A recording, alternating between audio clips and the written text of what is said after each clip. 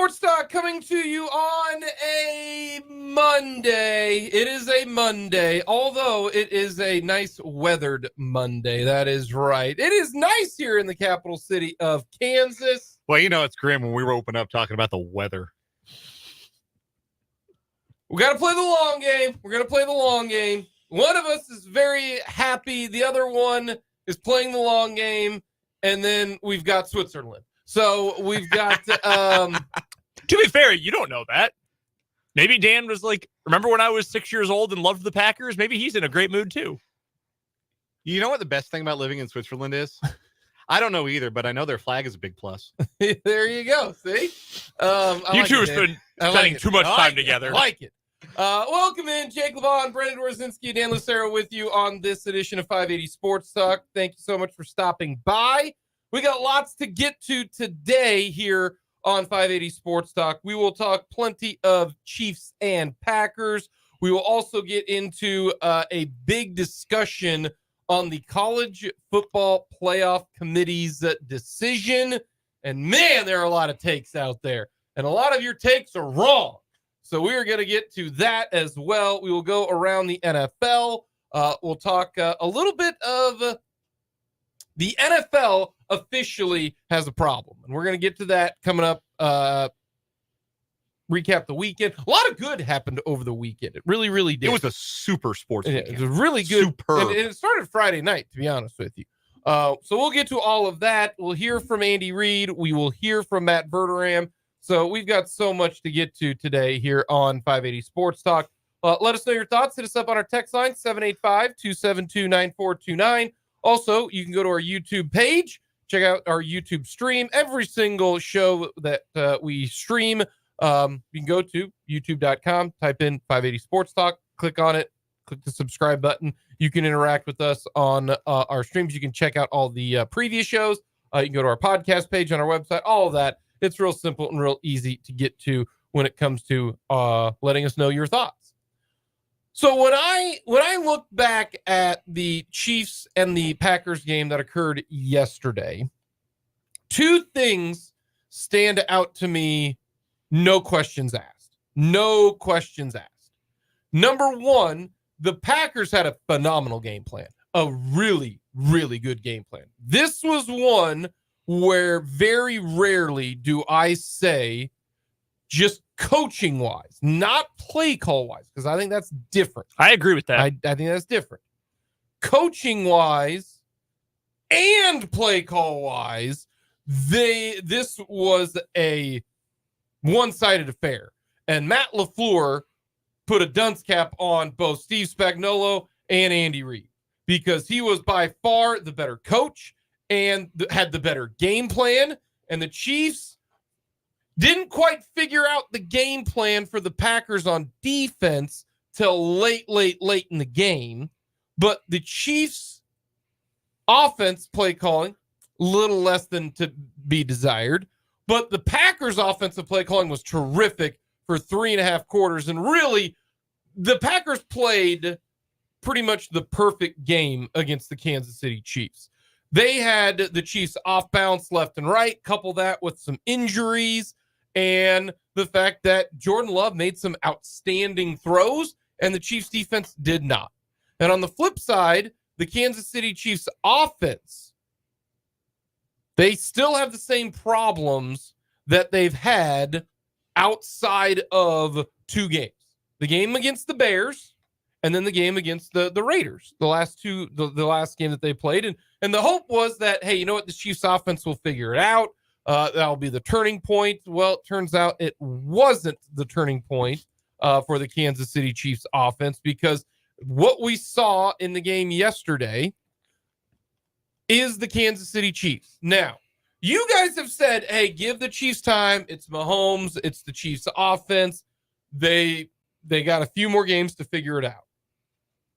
Those games are starting to get a lot smaller, and the longer that you go with the same results, right? The same results, doing the same things, I don't think it is going to get better right now if you are the Chiefs. Now, there's still a couple games left. there's still hope because there's too much talent at the top with Andy Reid, with Patrick Mahomes, with Travis Kelce, with that offensive line, with Isaiah Pacheco. But it's starting to get late here. I'll relate it to, KU basketball a little bit, where it's tie game. KU hasn't looked very good, but there's 7 minutes to go. It's getting kind of late right now in the game, but there's only 7 minutes to go, and they have not figured it out at all. Much like the Marquette game. You were waiting for the run. You were waiting for it. And we still, I have been much more on the, I don't know if the offense is going to get going. You guys have been on the, hey, long season, Mahomes and them figures it out. You put up the great point, Dan, last year. What was the Chiefs' record at this point in time? Very similar, right? In 2019, what was the record? 8-4. Very similar, and do they figure it out? But this year feels different. It feels different right now for this Chiefs offense, and it felt different in the game. At the end of the game, the Kansas City Chiefs had the football twice. Once with the chance to, or actually 3 times. Yeah, 3 times. 3 times if you want to go to the end of the game. The 3-and-out drive, the drive that ended the interception, and then the desperation drive. Yeah. Now, the desperation drive was the desperation to, get it to overtime, that type of thing. But technically, if you get that and you get the 2-point conversion, you go to overtime. But that's 3 straight times that the Kansas City Chiefs offense in a crucial spot where we all expect Patrick Mahomes to get it done.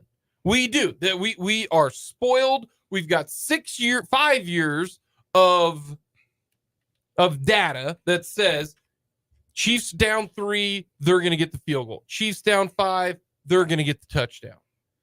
But this year, through the 12 games, there hasn't been a single instance really that gives you confidence right now this year that the Chiefs will turn this around offensively. The hope is that you get all of that 5 years of history and say they'll eventually figure it out. It's like the 3rd time through the lineup where a guy is throwing absolute darts. You can't figure him out. But you're saying, hey, some of the best guys can figure them out eventually once you see enough. That is the hope right now. The Packers played better than the Chiefs in every facet. It stinks that the Chiefs defense played their worst game of the year, and not even close that this was their worst game of the year. Yeah, and all the numbers back that. The worst game of the year. And then when the defense did figure it out late, because you got to stop. You held them to field goals. You didn't let them score the touchdown that would have finished the game. That finished the game. You gave your offense 3 cracks at it, but yet the offense, through a lot of different reasons, still can't get over the hump as of right now. I think there are 2 things that can be true at the same time about the Chiefs offense. And one of them is the ceiling is lower. This is not Thanos with all the Infinity Stones anymore. Yeah, even to last year, right? Where last year you're like, well, there's no Tyreek Hill. What's the offense going to do? Last year's offense was significantly better. There was an inevitability about the Chiefs offense that this year just isn't there. They are a little more mistake prone. They are a little worse up front. They are a little more penalty prone. They are a little worse in the red zone. Not so much worse as to make them an also-ran, right? We're talking about 8-4 football team in full command of their division and still with a chance to earn the number 1 seed in the AFC. We're not talking about a mediocre football team right now, right? But they don't have that inevitability on offense that they've had in past years. That's 100% true. That's obvious. And we are getting to the point where if they're going to rediscover it, it better be fast. Like Patrick Mahomes said, we're in the go zone to get there. Yeah, you are. Like it either gets fixed quick. This is the last month of the regular season. It has to. But this is true too, and I firmly believe this. They are getting better on offense. The last 2 weeks have both represented steps in the right direction. On 6 drives last night, not counting the kneel down and the desperation drive, which obviously the way you play that desperation drive is different than the way you play it. And I honestly didn't think the desperation drive was that bad, except for the stuff we'll get to later about the officiating. But so 6 legit drives, the Chiefs averaged 3.2 points per drive. That would lead the league. They did whatever they wanted to do offensively for the better part of last night. Brendan and I talked about this on the reaction video last night, which you can find on our YouTube channel, 5A Sports Talk. This might be the best their running game has been in the Patrick Mahomes era. They ran it, take out the kneel down at the end of the first half. They ran it 6 yards a carry last night. Isaiah Pacheco is getting better. The offensive line is getting more push. The run concepts have been simplified to a point where you now expect this team to convert on 3rd and short. They've kind of stopped messing about on 3rd and 2, 3rd and 1, and they're letting Pacheco do his thing on those carries. They are getting better on the ground. Their passing game is starting to feature more heavily their 2 best guys, Rashee Rice and Travis Kelce. Took the second half for the Rashee Rice to actually get a ball thrown to him. They're getting both of those guys more heavily involved, more snaps, more targets for both of those guys. This offense is getting better on a week-over-week basis. There's just a ceiling that this group doesn't have, and the reason you don't have as high a ceiling is because some of the guys getting snaps. Justin Watson got 40 snaps last night. Did you know that? Did you recognize him on the field at all? I don't believe he had a target. Did he have a target? I don't think he had a target. We're about to find out. I don't think he got a single target. He was on the field for 40 snaps. That's Justin Watson for you. The only time I noticed him the entire game was him on his knees at the end of the Hail Mary because I thought he got hurt. When Collinsworth was like, "There's pass interference," I thought someone had pushed Watson because he was down in like child's pose. Yeah, that was I didn't even realize they had pushed Kelce. That was sort of my reaction too on that play. And then by the way, 0 catches for 0 yards with 0 touchdowns on 0 targets. He played 40 snaps without a single target. 40 snaps and no targets for Justin Watson. You want to know what we call that? Cardio. No, we call that a Sky Moore. Well, maybe if Sky Moore hadn't been targeted in the second half, the Chiefs win because he put up a 40 trillion. He did. He put up a 40 trillion. He put up a 40 trillion. Yeah. Sky Moore got beat on a route by a very middling NFL nickelback in Keyshawn Nixon. Yeah, Dan asked me last night as we were recapping the game. He's like, "What? You're the expert here on Keyshawn Nixon, and I love the dude." And as a return man, to be generous, he is a better return man than he is defensive back. Yeah, that's the generous way to put it. So Sky Moore runs a bad route and gets beat to the spot by the defensive back, and that costs the Chiefs a possession. And Marquez Valdes-Scantling, once again, going to the wrong spot, turning the wrong way in a deep ball. And once again, we're talking about the catches he doesn't make and the routes he doesn't run instead of the plays that he does make. Though he did, give him credit, he did make one real nice catch over the middle on a 3rd down when he was down on his back in the first half that helped the scoring drive. Give him credit for that. But again, in the second half, when it was time to go make a play, he's AWOL again.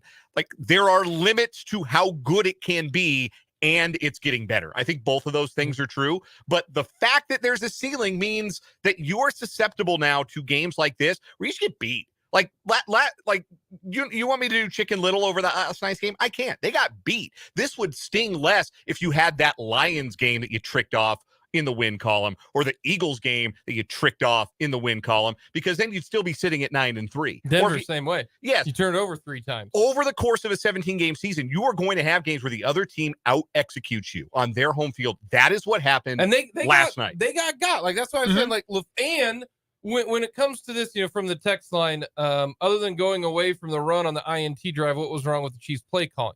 Here is the thing. When you have that ceiling, you can't miss in play calling. You can't miss. And the misses your margin for error is smaller. The misses they had yesterday, the running game was rolling. It's 1st and goal from the 5. What does Andy Reid call? A pass play. What happens? Sack. Why? Well, the run that they got down there, I think that wasn't the time that Pacheco carried like half of Green Bay on his back. No, that was he bounced it to the outside. He bounced it, got down to the 5, and I'm just like, Hand it off again. Run it 4 straight times. The Packers were not going to stop you. No, the interior, Smith and Humphrey and Tooney. I mean, they were the best players the Chiefs had last night. They were moving bodies everywhere. That's what I'm talking about. That right there is an egregious error that cost the Chiefs 3 points. Like, that was the very first drive of the game that they had. They're just mushing it, and then 1st and goal from the 5. Hell, what do we get? You get Andy Reid has to throw the ball. He can't not help himself. Then the second reason they got a field goal was because of a penalty, and that was a tough one because I thought Creed Humphrey just mushed the guy. I think that was a bad call. And then in the game twice, right? Why are we calling pass plays to Sky Moore? Like, it's to the point now where this is not just an Andy Reid issue. This is a Mahomes issue because Mahomes checked to that play because it was supposed to be an RPO. He checked to that play. If you're Mahomes, you can't do that anymore.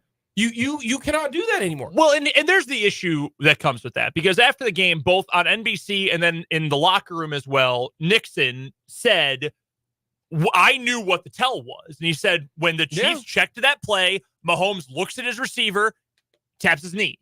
And he said, I saw that on film. I knew exactly what they were doing. Now, what also helped was the fact that Sky Moore didn't do that was not all Moore's fault, but between Nixon knowing where the ball was going and Moore giving you not a fully run route. He literally stopped. Yeah, that play had no chance to the Chiefs. Why are you throwing that pass? Why are you doing it? There's where the issue is, though, and I'm sorry to cut you off, but like that's what you run into with these personnel. And I'm willing to say that I was right about Rashee Rice. I was wrong about most of the rest of this group because I told you going into the year, like I think this group will eventually be good enough that you can say we can at least make some plays with them. And we're at a point where I don't think you can do that because Rice is good, but a rookie. You've got 2 gadget players who both get hurt all the time and really can't do a whole lot for you. Watson may as well have not even showed up yesterday. MVS is a deep threat who doesn't know how to track the ball or catch the ball. He's a deep threat who can't catch the deep ball. So what is he? Yeah. He's a guy who is cut.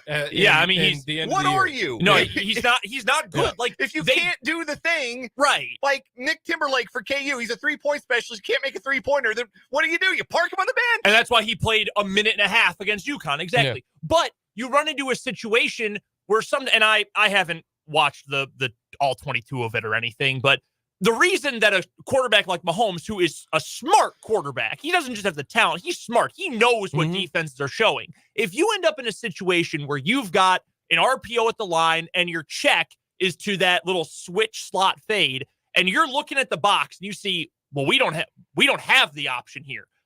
The pass option's not there. The run option is certainly not there, although against Green Bay, maybe it was. Then that's the smart check. That's the right thing to check to, okay, slightly more vertical, out-breaking route. We're going to get the one-on-one matchup.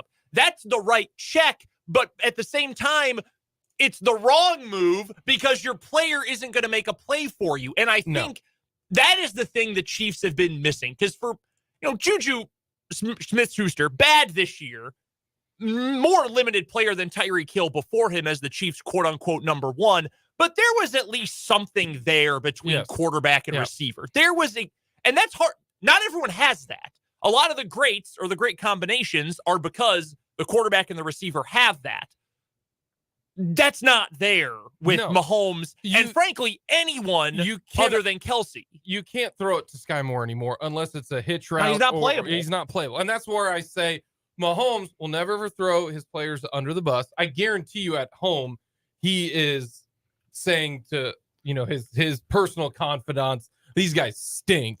Brittany's showing him her phone saying, can I post this, please? Giselle got to post. Yeah. I want to post. And he won't let her. And he's right. So that's another reason. So, but the bigger problem is there's 6 minutes to go. You have it at midfield. Why are you all of a sudden in freak out panic mode, Andy Reid? Because he's Andy Reid. He's got to throw the ball. There's 6 minutes to go in the game. You had all 3 timeouts. Run the ball. And the Packers can't stop you. Run the ball. Pacheco had a game like 6.1 yards a carry. If you're going to throw it to Kelsey, throw it to Rice, throw it to Pacheco. Like, that's what I mean by what's wrong with the play calling is right now, you could do that stuff last year. On 3rd and 9, you could complete it. This year, it's not quite the same. And you have to me, you have to be able to say to yourself, I have to adapt. Well, and there's the thing. It. And I told you this last night when we were recapping the game, that Andy Reid is an all-time great coach, and we know he's never going to be Mr. Establish the run. That's not what he is ever going to be, and it's dumb to ever expect that. But you've got to be flexible enough to say, we're still going to throw it. We're still going to rely on 15 and 87 and the guys out there, but this is working. This very basic thing. 1st and goal from the 5. Yeah. That just epitomized everything. Same thing. When did particularly when you got a rookie left tackle out there. And I don't think Wanye Morris was bad last night. In fact, I thought he acquitted himself mostly pretty decently for somebody who's never had to play that much in the NFL. But you were running the ball effectively that side while he was in the game. Just keep feeding it. Feed the beast. Like when you can go on the road and impose your will on a team, like you take the life out of them, you take the life out of the crowd. That's how you go win on the road in the NFL. That's damn sure how you go win in January, right? Like that was 1st and 10 at the Green Bay 49. We're throwing it to Sky Moore with 5 minutes to go in the game. I just double checked this. Paul, who's watching along on YouTube, and appreciate all you guys who are watching it or listening today. Paul says, my amateur research tells me the Chiefs' last run play was with 11:36 left in the game.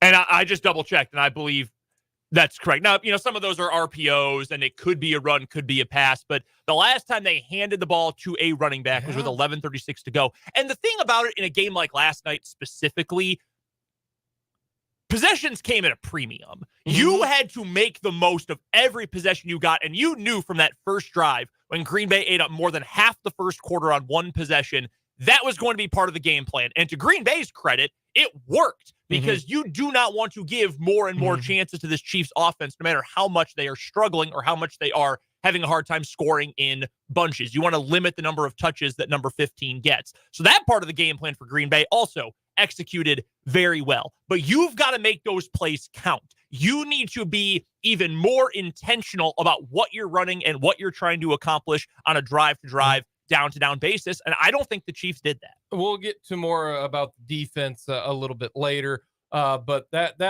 this one, the Packers are playing well, and they had a better game plan, and the Chiefs got out-coached. They got out-coached, and they got outplayed. That is what happened in the game last night, which, to me, unlike former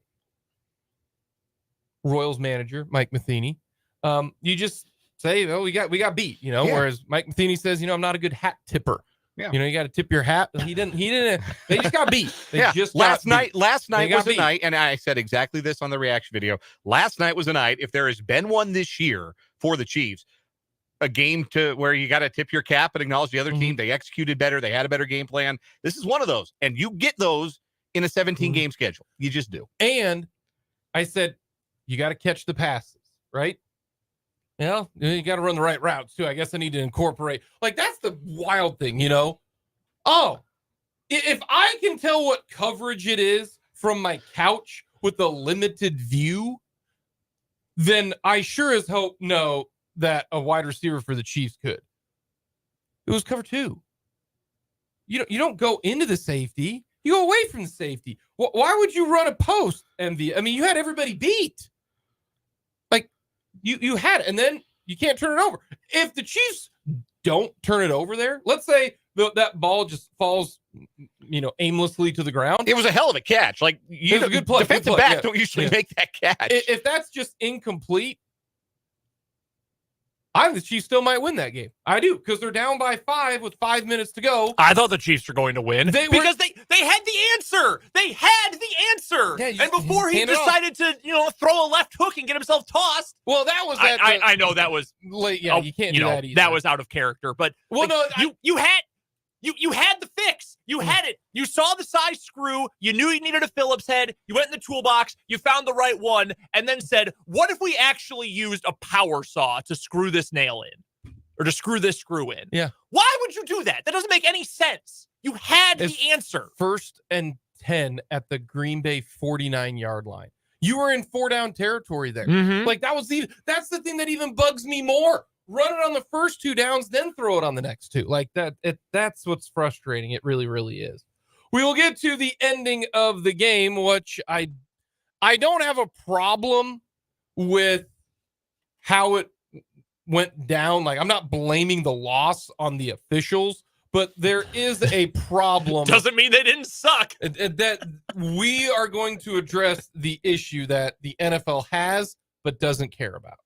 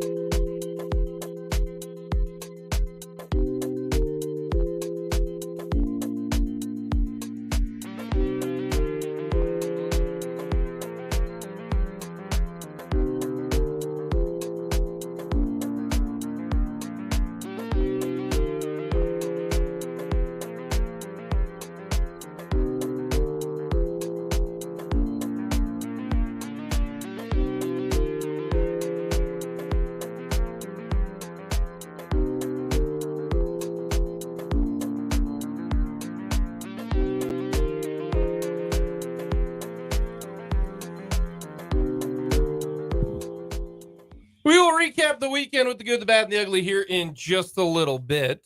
We will go around the NFL in the 4 o'clock hour, talk with Matt Verderame in the 3 o'clock hour.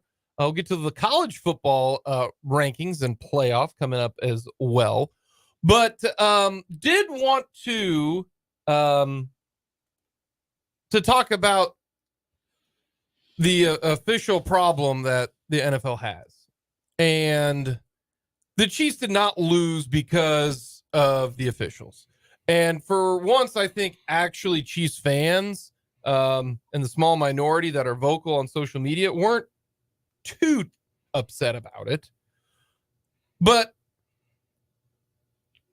the officials right now are the worst that I've ever seen.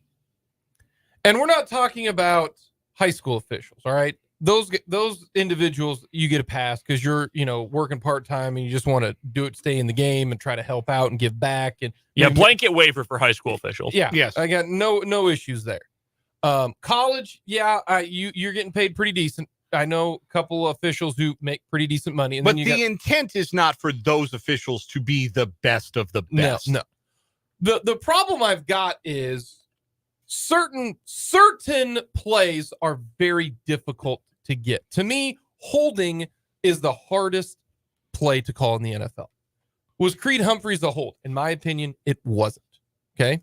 Brendan probably thinks it was because he's smiling. No, So that wasn't a hold. I wouldn't have thrown the. No. I get why, but that's defensive lineman. Trying to win an Oscar. The hold on Washburn Ichabod, Corey Ballantyne, that a lot of people, that was a hold. He grabbed him 2 different times. That's a hold, right? Yeah. Packer fans didn't like that one, but that was a hold. I thought that one was pretty obvious. Like that was that situation. Hold, was not like PI, maybe, but he committed a penalty. Yeah, for sure. The hit on Mahomes. Like, how can you miss that? You're standing right there. The official was less than 10 yards away from the play. The only thing I could figure on that one is if they felt like Mahomes was giving himself up and then got hit with excessive force. But how hard am I squinting to see that interpretation of the rule? And that would be, I would actually agree if they had thrown the flag and with that explanation. Yeah, but they did. If he had gone straight out of bounds. But he didn't. He was going forward for the extra yard. Yeah, he tried to run over the guy. Which, like at that point, you're a runner. Like, so those are the plays, And also, they called it a dead ball foul, which is the implication is out of bounds. Because the play is over when you step out of bounds. Yeah. So the implication was in how they officiated it. They thought Mahomes was out of bounds. He was not out of bounds. No, not even wrong. To me, in all honesty, you got to have at least 1 foot, like Mahomes in the playoff game last year against the Bengals. He had 2 feet out of bounds and got pushed by the Bengal linebacker. That's a penalty. Like, certain plays to me are difficult to do. Holding is one of them. That one is not. Another one that's very difficult, right? It was the play Rashee Rice spins around. Was his butt on the ground or not? They actually did the right thing. Yeah, you go to video on those. Go to video. That's not a problem because it's a turnover play. It's not a challenge. Like, those, to me, that's an easy one to see, okay? Another easy one to see, for me, is blatant pass interference. I have no idea how they must have been MIAA officials, because in the MIAA, they never call pass interference. I don't get how you can miss that, because there are three officials who have that area, because once the ball is in the air, they track towards the ball, and you got 3 officials back there. There are plenty of them on the field who can see it, and that one wasn't even remotely close. Like, he climbed on his back 5 yards before the ball even got there. As a few different sharp-tongued Twitter users put it last night, though, MVS was the intended receiver, so it was an uncatchable ball. It was uncatchable, which is very funny. It is a very funny joke. But, like, that, to me... No, it was just, like, that one... That one's as bad as Nickel Roby-Coleman in the NFC Championship Close, game. yeah. Like, no, I mean, that's a complete blown call. I get certain calls are difficult, but there are certain calls that are not. And here's the biggest issue. One, there's no accountability. We've talked about that a lot, like in Major League Baseball, right? Mm-hmm. There's no accountability. None whatsoever. Mm-hmm. At least the NFL has one official talk to the pool, right? But it's not even that. Like,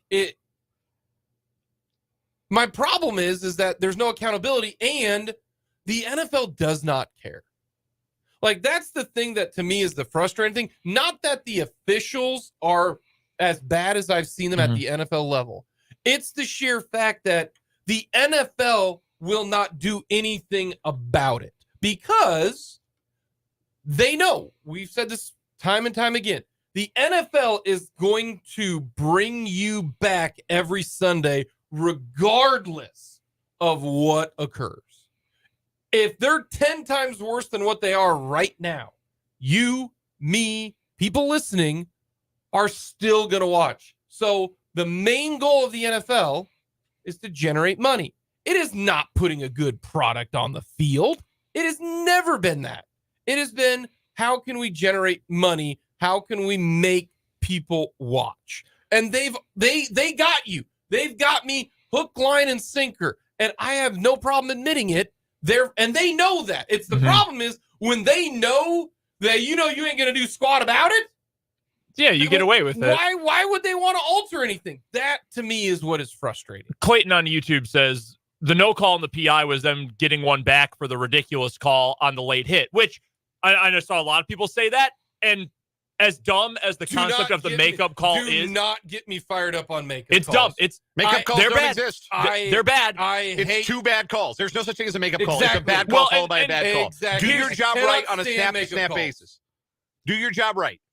My point was going to be, they then got 2 more calls wrong within the next 1 minute of game time. Yeah, they did. They incorrectly officiated the fumble because the clock was supposed to knock 10 seconds off. And how do you call forward progress stopping, but then also rule a guy for going out of bounds 2 yards behind where you called the forward? That side judge, not a great day for that particular ref. But I mean, I thought MBS had thrown the ball out of bounds or something. Like he had, tried to fumble it on purpose. Yeah, no, but that would have been a heads-up play, though. We're talking about MBS here. Is that? No, I mean, he deserves all. No, he does. He stinks. I'm taking a victory lap on that one. I was right about that one. But no, that's the thing that sucks is that there's just no impetus to make a change. And Brad Allen's crew is going to be out there again in week 14, calling a game somewhere else. And Carl Cheffer's crew is going to be out there calling a game somewhere else. I think it was Bills fans recently had a game where Carl Cheffers was the ref. And I saw a lot of tweets about, this guy. I said, it's not just you Chiefs fans. Nobody likes this guy. Maybe Chiefs fans a little more than others hate him. But, I mean, you should not know the referee's name. You should not know the umpire's name. You should not know any of... I should have no idea who, Doug Sermons is, to use another sport. I should have no idea who you are. You should be as anonymous to me as anybody else I walk past on the street any given day. And yet, I know you as much as I know I know you better than the opposing lineman on some team. That should never, ever, ever happen. Yeah. Yeah, it's a problem, but there's nothing that's going to happen. Nope. It really isn't. Coming up next, we'll recap the weekend with the good, the bad, the ugly.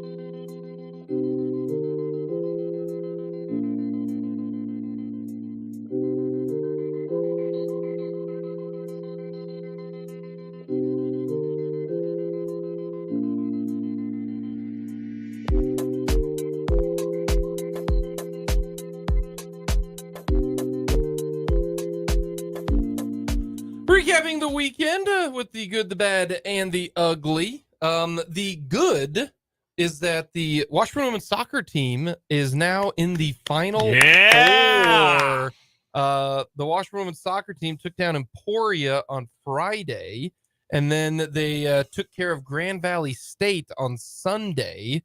They take on Adelphi coming up on Thursday at 1 o'clock. And if they win that game, they will take on either Point Loma or Florida Tech on Saturday. So Davy Phillips and the Washburn women's soccer team in the final four. How about that? Plus one game all year. That's it. Really impressive. Awesome stuff. Really, really cool. The good for me is that my favorite team won again. And I'm sorry, Chiefs fans, including the one I'm sitting across the table from right now. But Jordan Love's a dude. He played well. He has played out of his mind the last few weeks. And I'm sure at some point in the next few games, he's going to have a stumble because he's a first-year starter. It happens. But holy cow, he is playing fantastic football. And the Packers keep winning. Now they're not even in the hunt. They're in the graphic. They are in the wild card column of the playoff picture. You know who the Packers play the next few weeks? You want to talk about getting a favorable schedule? Yeah, they got some wins coming up. Hopefully. The final 5 games for the Packers include Giants, Buccaneers, Panthers, Vikings, Bears. That's your last 5. That, barring a meltdown, that's probably a playoff team. I'm pretty happy about it. Pretty excited. Hey, I picked the Packers to go to the playoffs. Unlike. Did you actually? Yeah, I did. I don't even remember that. Yeah, I certainly didn't think so. I don't know. No faith in the owner. Might as well sell the team. I'm trying to motivate my guys. Yeah. Players always say we don't listen to the outside noise. The only opinions are the ones that matter inside the building. Well, I'm in the building. I don't know if you've heard. You ain't in no damn building. Dan, what do you got for your good? It's only because I missed the shareholder meeting this year. Really good sports weekend. Friday night in particular, we had a great Pac-12 championship football game on one screen, had a great UConn KU game on another screen. The Nuggets played that night and won. Stayed up late, watched that, enjoyed that very much. Winning in Phoenix again. The Suns are such frauds. Just a fraudulent, unserious organization in basketball. And then, Saturday we got some more great college football. SEC title game was a super game. Some of the other ones were maybe lacking in drama, but still, it was our last full weekend of college football, and you savor those. And enjoyed it. Enjoyed the sports weekend Friday, Saturday immensely. Sunday we kind of got some duds in the NFL, but what are you gonna do? My bad. We will get to that coming up in the 3 o'clock hour. It is the college football selection committee. That's bad. Yeah, they're terrible. My bad. One of my favorite young players in the NFL done for the rest of the year. Tank Dell. Man, he is so fun. Had surgery today on the ankle he broke yesterday. He is awesome. CJ Stroud was almost in tears talking about him after the game. That's a fun Houston team. They do nothing. Them and the Colts are the two most fun teams in football. Every one of their games, even if they are poorly played, they are exciting and right down to the wire. And that sucks for Tank Dell. I feel for him. My bad. K-State limping to an overtime win over North Alabama on Saturday. We're really fired up before the season for K-State Villanova tomorrow night at Bramlage. K-State's coming in with a couple of, let's just say, less than convincing wins in their last 2 games. Hey, but you know what they didn't do? Lose. And Villanova just lost to Drexel. Villanova is 0-3 against the Big Five this year, which is a remarkable thing to consider. How many steps backwards that program has taken in just a year and change under Kyle Neptune. Hold on a second here. So who have they not played yet in the Big Five? LaSalle, I think. That's it. Who won on a huge buzzer beater the other night? They lost to St. Joe. Well, St. Joe's good. Like, St. Joe almost beat Kentucky. Like, St. Joe, I think, is legit. Jameer Nelson's back. Yeah, they got a pretty good team. Okay. They lost to Penn. That's bad. And they've lost to Drexel. So, yeah, LaSalle's the only one of the Big Five they haven't played yet. So you're telling me... LaSalle's in there. Yeah, LaSalle's... Yeah. Yeah, no, you am I leaving out Temple? Temple's not. Yeah, Temple is. Yeah, Temple's back in. It's LaSalle, Temple, Penn, St. Joe, and Nova are the 5 Big Five. And we say Big Five. Well, and they put Drexel in later. Drexel's in now. It's the Big Five was plus the big one. four. Yeah. Yeah. I mean, come on. Big 12's got what, 14 teams? It's the new math. We're good at It's boy math. that. You got an ugly. Yeah, I do have an ugly from the weekend, and really it's from earlier today. So Jerome Tang today, and you know I like Jerome Tang quite a bit, did not make a lot of friends during his press conference today. One, he said there's been no movement on Naquan Tomlin. There's some unrest about that. You can understand why, but that's not Tang's fault. Then Tang kind of called out the student section, said we want to put some more butts in the seats. And he said, I love you guys. I know we have a great student section. You got to be here. Not what you want to hear after your team just went to overtime with North Alabama, though. But that's not the worst thing Jerome Tang said today. You know K-State's playing in the Pop-Tarts Bowl. Yes. Jerome Tang was asked at his press conference today, what's your favorite Pop-Tart? And he said strawberry with no frosting. I am sorry, Kansas State. I am sorry, Manhattan. I am sorry to the entire university at Kansas State. This is not the man to lead your basketball program. Unfrosted strawberry? This man belongs in prison, not on the basketball court. The only Outlandish. The only unfrosted Pop-Tart that is doable is the chocolate one. Just a preposterous answer from a good man. Or the s'more, but I think the s'more has stuff on top of it. A heck of a coach. S'more has frosting. I have some in my closet. Not my closet, my pantry at home right now. Yeah, I keep it right next to my slacks. I got my closet Pop-Tarts. Yeah, those are the ones I hide from my wife that she doesn't know about.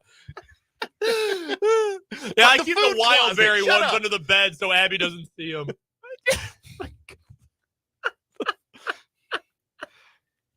My closet. A pantry Pop-Tarts. is a food closet. Y'all can go to hell. So yeah, Jerome Tang, my man, great coach. Unfrosted strawberry Pop-Tarts, though, he ain't the one, folks. We do have a counterpoint from the text line 785. Unfrosted strawberries classic. Tang's an old timer, so it makes some sense. You want to hear my ugly? Yes. So we got my wife and Jake's about to just completely lose it. He's having trouble. Here's the funny thing is, like, I can see you open up your closet, like peek it out, see if Abby's looking, and be like, get a Pop-Tart. he has like, if he's got like a drawer, he, like lifts up the clothes. I don't have to hide. Abby encourages my snacking. Got a false bottom shoebox and he has the Pop-Tarts and got a broom in there to clean up the crumbs. No, he doesn't have a broom. He's got that's where he keeps the little handheld back. Little Hoover handheld, yeah. We got like 6 of those. The Dustbuster. Got him. So my ugly, we got the Christmas trees up. We have one in the basement that I can hang up all of like my sports ornaments, like Russell Wilson and Mahomes and Nathan McKinnon, all the little Hallmark ones you can hang up. And then we got just an upstairs one that's kind of just, nuts and bolts tree. We got that one up. Part of the top light strand was not working. I went to go buy one of those light testers to figure out what the problem was. 2 problems. Number one, I went and bought it. You have to unscrew the little compartment to put a 9-volt in. I stripped that screw in like 0.2 seconds. I stripped it completely. Dan had to get a new tree. I had to run to Target and exchange this one didn't work. Get another light tester, get it back. Still can't find the problem. We end up having to cut the lights off of the tree, go to Dollar General, buy some that match, and restring the top of our tree. It ended up being like a 3-hour ordeal. Oh, man. That'll do it for the good, the bad, and the ugly. It was an interesting weekend. Coming up next, we'll get to the college football playoff selection.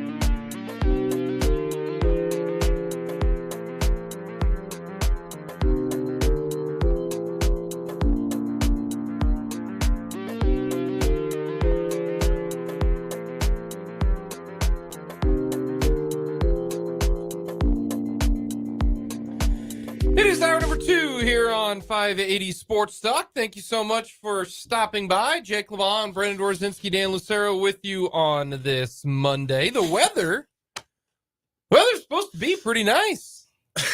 We're doing weather again? Yeah, leaning into the weather. That's how bad the committee was this weekend. Oh, gosh. Man, okay. Let's get real quick. I want to know who... See, the problem is I can't say who should be in the college football playoff because then there needs to be a set of standards and practices and precedent. I believe precedent is an important situation. I really, really do. Mm-hmm. But give me a text, 785-272-9429. Also, shoot us a comment on our YouTube page. Go to youtube.com. Search 580 Sports Talk. Click on the link. It's real simple. It's real easy. Hit subscribe. Here's the thing that I have a real big problem with how the committee went about selecting their 4 teams. It's 2 different ways that I'm upset. The first one is they say we picked the 4 best teams. They haven't picked the 4 best teams in 10 years in the college football playoff. No, that's never been part of the Never calculation. been part of the problem. You know how I know? Because last year, TCU was not one of the 4 best teams in the college football world. And yet they made it in there, even losing to a K-State team last year. Like, I do you one better. 2 years ago, they put Cincinnati in the playoff. Was Cincinnati better than 10-2 Ohio State? No! Absolutely. Like if they played on a neutral field, would Ohio State not have been favored by 10 or more points? But Cincinnati won all their games. We can't keep them out. They won all their games. They did everything we asked them to do. The 5th-ranked team was Notre Dame. They beat them head up. We got to put them in. They won all their games. They've never done that. That's my number one problem is people are like, well, Jake, because it's like, no. For the last, since the committee has been in existence, they have never put the 4 best teams in the playoff because the 4 best teams, it's very simple to find out the 4 best teams. You don't need a committee. You don't even need BCS. You don't need any of that. You know what I need to do? I just need to go to Vegas. Vegas. Who are the 4 best teams to win the title? Those 4 are in. You don't need a committee. You don't need any of that. Vegas knows. They're the smartest people in the damn world. Now, just look at the mock drafts. Count up how many guys in a 7-round NFL mock draft are from different schools. Whoever's got most future NFL players, or whoever's got the highest recruiting composite from 24/7 Sports. Those are the best. Those are the best teams, right? Just make it Alabama, Georgia, Ohio State, and 4th team every year. Yeah. So that's my problem. First and foremost, well, we got to put the 4 best teams on there. You've never said that. I want to go back and look at all. The only person on ESPN who made a lick of sense yesterday, and I can't believe I'm saying this, is Booger McFarland. Yeah, shout out Booger. Yeah, he was great. Dan Mullen, though, he was on the later show after he also just eviscerated the committee. He's really good on TV. If he didn't have a really grating personality, they'd put him on TV way more. So that's my number one problem is that the Kirk Herbstreits and the Greg McElroys and all of that kind of stuff. 2 years ago, like you mentioned, Dan, they were like, well, these are the 4 best teams. No, they weren't. You've never done this. You've never done the 4 best teams. It's been the 4 most deserving teams via resume. That is the reason why. And the other part of it, too, is that, well, Alabama is playing maybe the best football of anybody right now. If we're going best, right? Best, correct? Well, they should be ahead of Texas. Oh, no, you can't do that, Jake. Well, why not? Well, they beat them. Oh, so now results matter. Oh, okay. Well, results matter. You don't even have to play that game, though. You can use an entirely different example. The way that they picked the group of 5 conference team that ended up making the New Year's 6 bowls, because you had a bunch of teams that were in the running for that. I would have gone with Troy personally, which is out of the Sun Belt, the best G5 conference, and they were by far the best team in that G5 conference, but they went with Liberty. And when asked, why did you go with Liberty, the team that went 13-0, but had the single worst, and I didn't even know it, I knew it was bad. I didn't know it was this bad. Out of 133 FBS teams, Liberty's strength of schedule was ranked 133rd. Last, dead last in the whole country. And they went undefeated against it. And what was the rationale for putting them ahead of SMU and Troy? Well, they won all their games. They won all their games. So wait, hold on. Excuse me. They won all their games, so they get the nod. Yep. FSU won all their games, but they don't. And if I may make one quick argument here to just kind of hammer this whole point home, what is said, well, a lot of things are said about the sport of football, but when it comes to the team element of football, what phrase is used all the time to describe football? Next man up. Well, next man up, but also it's the ultimate team sport, right? Because you've got 11 on 11 and every single thing. It's why stats are hard to keep for football or advanced stats, because every single thing you do is dependent on something else that someone else does. It is the ultimate team game. And with that in mind, and just kind of the essence of college football in mind, shouldn't it be a good thing if you can say we got knocked down, not to our backup, but to our third string quarterback, and then we beat a top 15 team at a neutral site, and we won by double digits? Isn't that a good, like, objectively? With a true freshman quarterback who's not going to play in the game coming up because their backup is going to be there. Better. Isn't that, like, seriously, I'm being completely honest. Isn't that a good thing? Isn't that a better test of a team's character? That they were able to do that? No. Why is that being treated like a negative? Well, they did it with defense, and they couldn't move the ball. You see, and football is a team sport, except when we were talking about quarterback, because apparently that's the only position that matters. When you end up with a kid in Jordan Travis saying, in all sincerity, "I wish I had broken my legs sooner, earlier," so that you could have seen that this team was about more than just me. Like, what kind of system do we have? Where that's the conclusion, that a kid thinks, well, I guess I should have gotten hurt sooner. I guess I should have shattered my legs sooner, suffered this potentially career-altering injury. I should have done it sooner, and then my team maybe could have gotten the benefit of the doubt. You brought up TCU last year. Mm-hmm. A texter from 75 asked, didn't TCU win their playoff game last year to play for the national championship? Yes, they did. Number one, how did that go for them? Number two, that's the point, right? Like, we didn't look at TCU last year and say, oh, well, we kind of did look at TCU and say, well, they're going to get wrecked by Michigan. But they earned the opportunity. And guess what happened? Michigan turned the ball over a billion times, like fumbled the ball at the 1 yard line. And TCU got I want to say they had 2 defensive touchdowns in the game. They had at least one. They played a brilliant game and they won. They won as underdogs. They were made significant underdogs, but they won. They earned that opportunity to get stomped out by Georgia, and Florida State deserved that very same opportunity. Well, they're only going to get killed by Michigan. Well, maybe not. Number one, Michigan hasn't played particularly great in the college football playoff the last 2 years. But number two, they earned it. They did everything you tell a team to do, which is show up and win all your games. Win all your games, and you're supposed to be undeniable. And the problem I have with this right now is another aspect of it. If the committee thought so, this is also another reason why I can't stand rankings during the year, because they had Florida State, you guys, fourth going into championship Saturday. If it's because Jordan Travis wasn't going to play, why were they fourth? Why did they rank him fourth? I want to ask every one of those committee members. Okay, so Jordan Travis didn't play the week before the championship game, and you had Florida State in. You knew Jordan Travis wasn't going to all of a sudden magically heal his leg and play in the title game.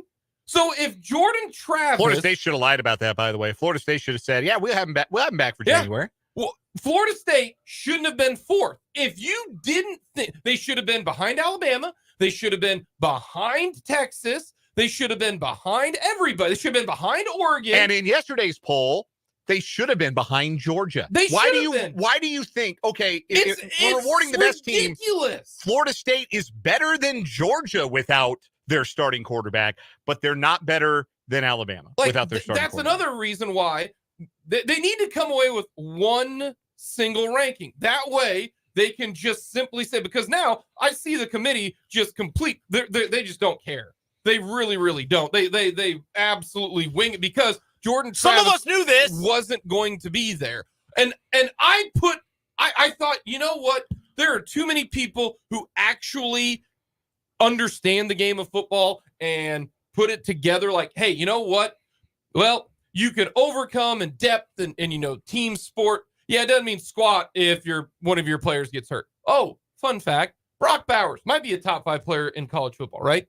Was he 100% in the game against Alabama? Not even close. No, let's put Georgia in over Alabama because he wasn't 100%. What if Brock Bowers was 100%? What if Lad McConkey had been 100%? Like that's my to put in the same. Let's add it to the NFL. Let's say that Brock Purdy gets hurt week 17. Are you going? Oh, you mean? Oh, so Sam Darnold's going to be in there? Mm-hmm. No, we can't put Sam Darnold in. That affects their team. That affects their team. They're not they're not the best team in the NFC. Why are they going to get the bye? That's not the team that we saw the entire year that put together the record of 12-4 or 13-4 or whatever you want to be. Like, that is just so ridiculous. And the sheer fact that not only did Florida State beat LSU by a better margin earlier in the year. Wrecked LSU. They also had 4 top 25 wins. This isn't like Liberty, okay? Some people are like, well, their competition wasn't very good. They beat LSU. They beat 4 ranked 25 teams. Like, they did everything that you wanted to. Winning and losing does not matter anymore. That is what every single person on that committee told me yesterday, is that doesn't matter if you win or lose. It doesn't. It really doesn't. What matters is how you look and do you have injured guys? That is college football right now. And that is what is so sad. And I lost a lot of respect for the guys like Greg McElroy and Kirk Herbstreit. And Kirk Herbstreit tweeted out a year ago, just win the damn games. That wasn't a year ago. Wasn't that in October? Yes, that was in October. I thought that was October of No, that was a month and a half ago. Like, you guys are just completely changing your entire core basis and your values and all this. Well, this is... If Florida State would have lost, yes, remove them. But they didn't. They won. And the sheer thing that's wild about this is we're just talking about Alabama. Well, they should have been... Like, I still think, even though Alabama beat Georgia, I think Georgia's a better football team than Alabama is. It was a 3-point game on a neutral field. Who was favored? The difference in the game was a fumble on a reverse. Who was favored in the game? Georgia by 4.5. Georgia's a better team than Alabama.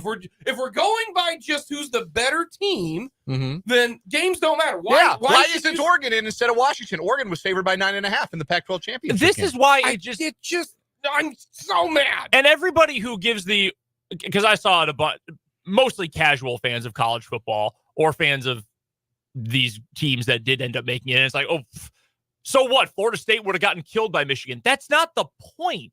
Look at what other sport in the country, what other major sport? We're looking at the NFL, Major League Baseball, the NBA, the NHL, college basketball, which is also subjective, but at least has some objectivity to it. You win your conference tournament, you're in. You win X number of games, you're like, if you win 20 plus games, you're going to get in the tournament, unless you're like Chicago State playing a bunch of D2s. No, there's some objectivity there. Yes, there's merit. You qualify for the playoffs on merit in every other sport. NFL. Yeah, you might go 8-9. Well, the metrics loved us. You shouldn't have blown a game to the Cardinals. Maybe you would have made the playoffs. Major League Baseball. Well, we were the best team in the American League. Well, we had the best metrics in the American League. Well, sorry. Best run differential. Yeah, best run differential. Yeah, perfect example. Sorry, you ended up tricking off a series to the Blue Jays that you should have won, or whoever. Like, that's how every other sport works. Every one of them. You earn it on the field. That's why you play a regular season. So why in college football and only college football do not just the TV talking heads, but people in the room on the committee and some fans as well say, yeah, but I mean, Alabama would be favored head-to-head. So, I mean, why do you want Florida State in? Because they won. And Alabama's really good. If Alabama wanted, and I'm not even mad they at could Alabama. win the national championship. They certainly could. This isn't their fault. I'm not mad at the Tide. But, okay, if you want to make that argument, that's fine. Here's my counter argument. Your biggest game of the year, Alabama, your biggest regular season game, you lost. And you didn't just lose. You got spanked in your own house. They came into your hood and they took over your hood. That is your fault. What did Florida State do in every one of their games, regular season and so far one quote-unquote postseason game? One.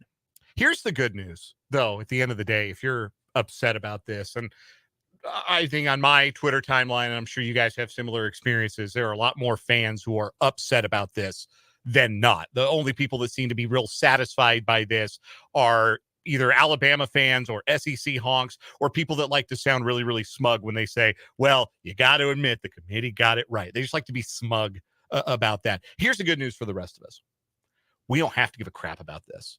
We don't have to care about the college football playoff because every other sport, like you say, you qualify for the playoffs on merit. You qualify for the playoff based on what you did on the field. Because that's what the playoffs are. They are a crowning of a champion based upon your performance and your merit, and you're earning your way into the field. The college football playoff is a television show. At the end of the day, that's what this is. For years and years and years, there has been nobody in charge of college football. Nobody in charge. And now the network executives are in charge. Now Jimmy Pitaro's in charge. He's the guy who runs ESPN. He's in charge. Now Eric Shanks, the guy who runs Fox. He's in charge of college football. And so what we have in the college football playoff is, at the end of the day, sports entertainment. This is no different than WWE booking SummerSlam, except there is not a predetermined outcome for these games. But that's what this is. That's what the college football playoff is. This is not a legitimate way to crown a champion. This is not a legitimate way to decide who the best college football team in the country is. This is a television show. This is a TV show for us to sit and watch on New Year's Day or New Year's Eve or whenever it is that they play the games. And we are not obligated to give it oxygen, to give a damn, or to treat it as though it is legitimate. It is not. It is a TV show. All of the bowl games now. You know what a bowl game used to be? A reward for a great year. You had an awesome year. You won your league, or you came close to winning your league as the bowls started to expand. You got a nice little vacation to a place where it was warm in December.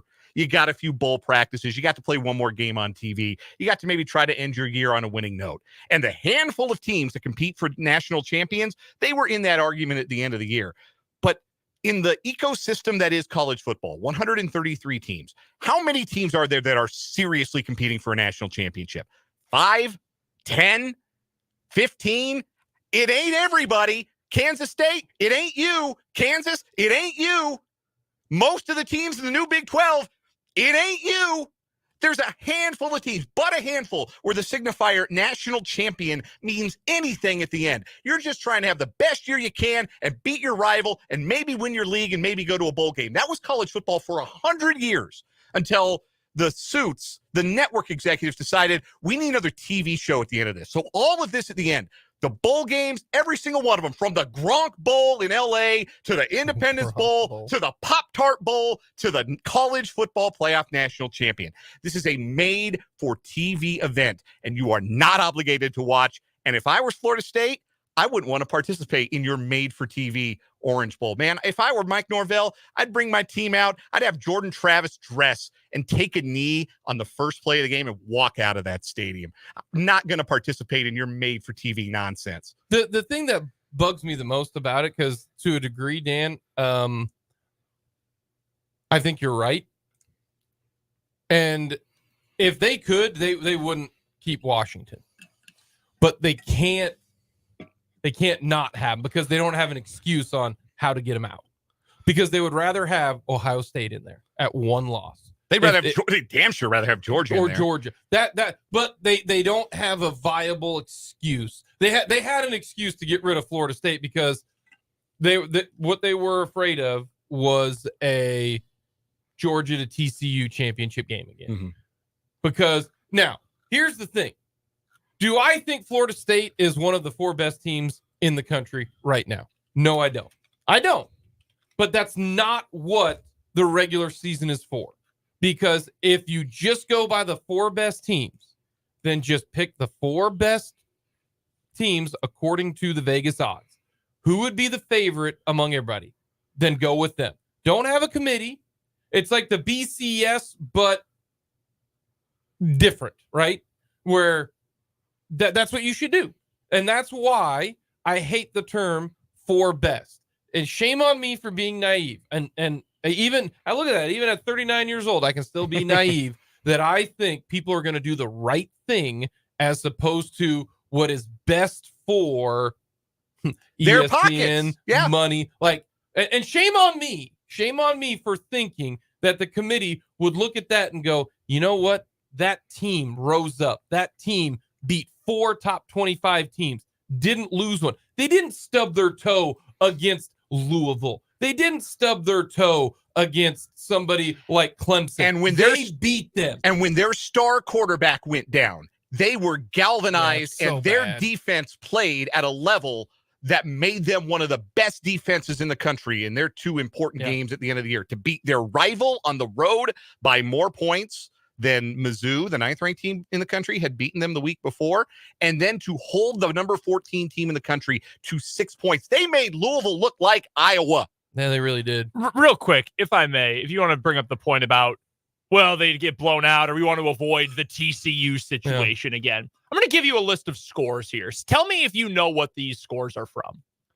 27-10, 26-21, 27-17, 38-9, 38-16, 46-10, 39-20. Buzz in when you know the answer. 39-20, 42-10, 20-16, 55-10. Are these the semifinal scores in the college football playoff? No, those are the scores of 10 straight Super Bowls. From Super Bowl 15 to Super Bowl 24. That is the biggest sporting event on earth. Blowouts for 8 years out of a decade. And you know what what professional football has become since the year 1989? Bigger than God in our country. And did blowouts hurt the NFL? Out of curiosity, did blowouts hurt the TV product that is the Super Bowl? No, only made it bigger. Give me a break, you morons. Every single one of them is an idiot. Yeah, that every single one of them is an idiot. Boo Corrigan, sorry, Chiefs fans, Will Shields, everyone else in that committee is a moron. So yeah, you can let a committee chaired by a grown adult man named Boo tell you who the best teams in the country are and who you should watch in January at the end of the year, or you don't have to care about this made-for-TV product. Treat it like a WWE pay-per-view where you don't like the championship match, and do something else on New Year's Day. A little part of me died yesterday. I'm not gonna lie to you. The ACC is gonna die, by the way. The ACC is done. Oh yeah, the ACC is no different than that's the other takeaway. The ACC is the American. Florida State is leaving at the first available opportunity. Every single lawyer in North Florida is on trying to break their grant of rights right now. Yeah. I'm sure of it. Yeah, the ACC is no different than the Sun Belt, is no different than, and you ready for this? You ready for this? If it weren't for a expanded playoff next year, the new Big 12 was going to be just that. Because if you had a 1-loss new Big 12 champ, they ain't making it in. Oh, and if you don't think that the powers that be are going to make sure that in the future, winning your conference doesn't get you an automatic bid into the 12-team playoff because it's about the best teams, right? Yep. No, it'll be they'll write the group of five out of it if they can too. It'll be 10 Big 10 or SEC teams, maybe a Big 12 and an ACC team, and the obligatory group of 5 to get sent like a lamb to the slaughter. Yep. Coming up next, we will recap a little bit of hoops and then talk with Matt Verderame.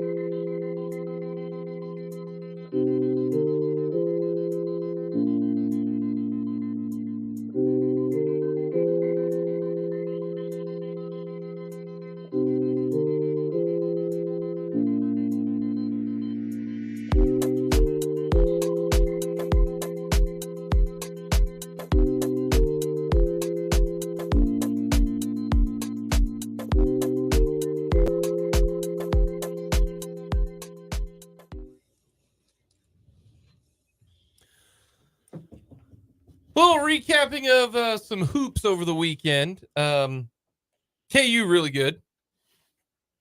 That was a fun game. It was a very fun game. Newsflash. KU really, really good. If I'm going to sound like a broken record, if KU hits the three, I don't know if anybody can beat them. They're going to be excellent defensively. They're going to be excellent inside. KJ Adams, you're an absolute boss. I don't know how you were able to play in that game with what went down. Good for you. Bill Self crying after the game, was, talking about KJ was pretty powerful stuff. No, I mean, look, the top three the top four really for KU is as good as any in the country, especially if Dickinson is stretching out and shooting.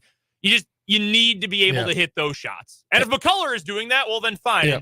He's so good, man. We talk so much about college players in relation to like what are they going to be in the NBA or what skills do they have that translate to the next level, that sometimes I think we fail to appreciate just great college basketball players. Kevin McCullough is as good a college basketball player as has put on that Kansas uniform under Bill Self.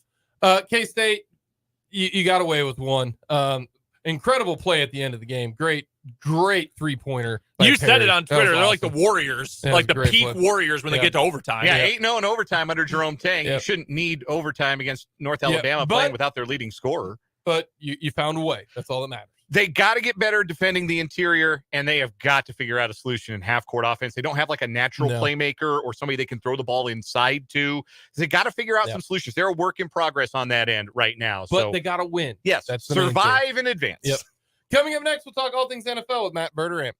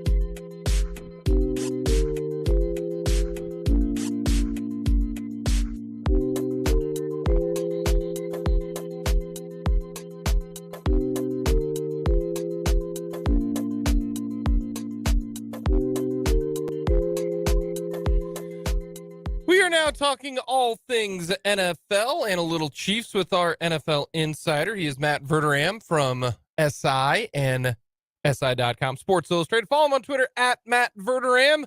Matt, Chiefs Packers last night. What's your big takeaway from that contest?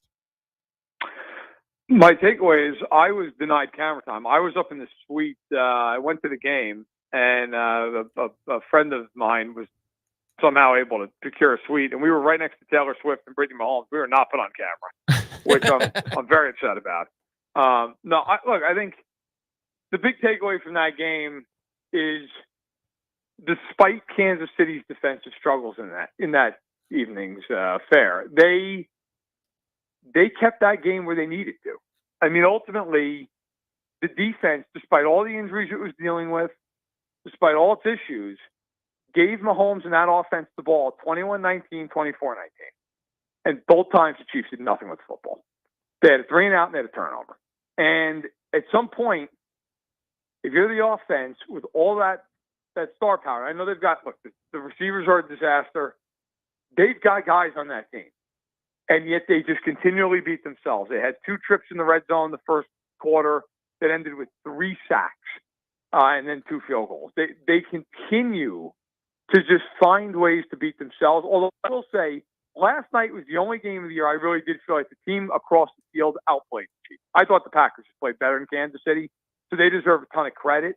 But I also thought the Chiefs, even with that, could have won the game if they could have executed at all offensively in different portions of the game. The Chiefs offense has improved over the last couple of weeks. We know that. Certain areas that they haven't as well, red zone, etc. But a lot of people thought, the year will just move on and they'll eventually figure it out with the Chiefs and the wide receivers.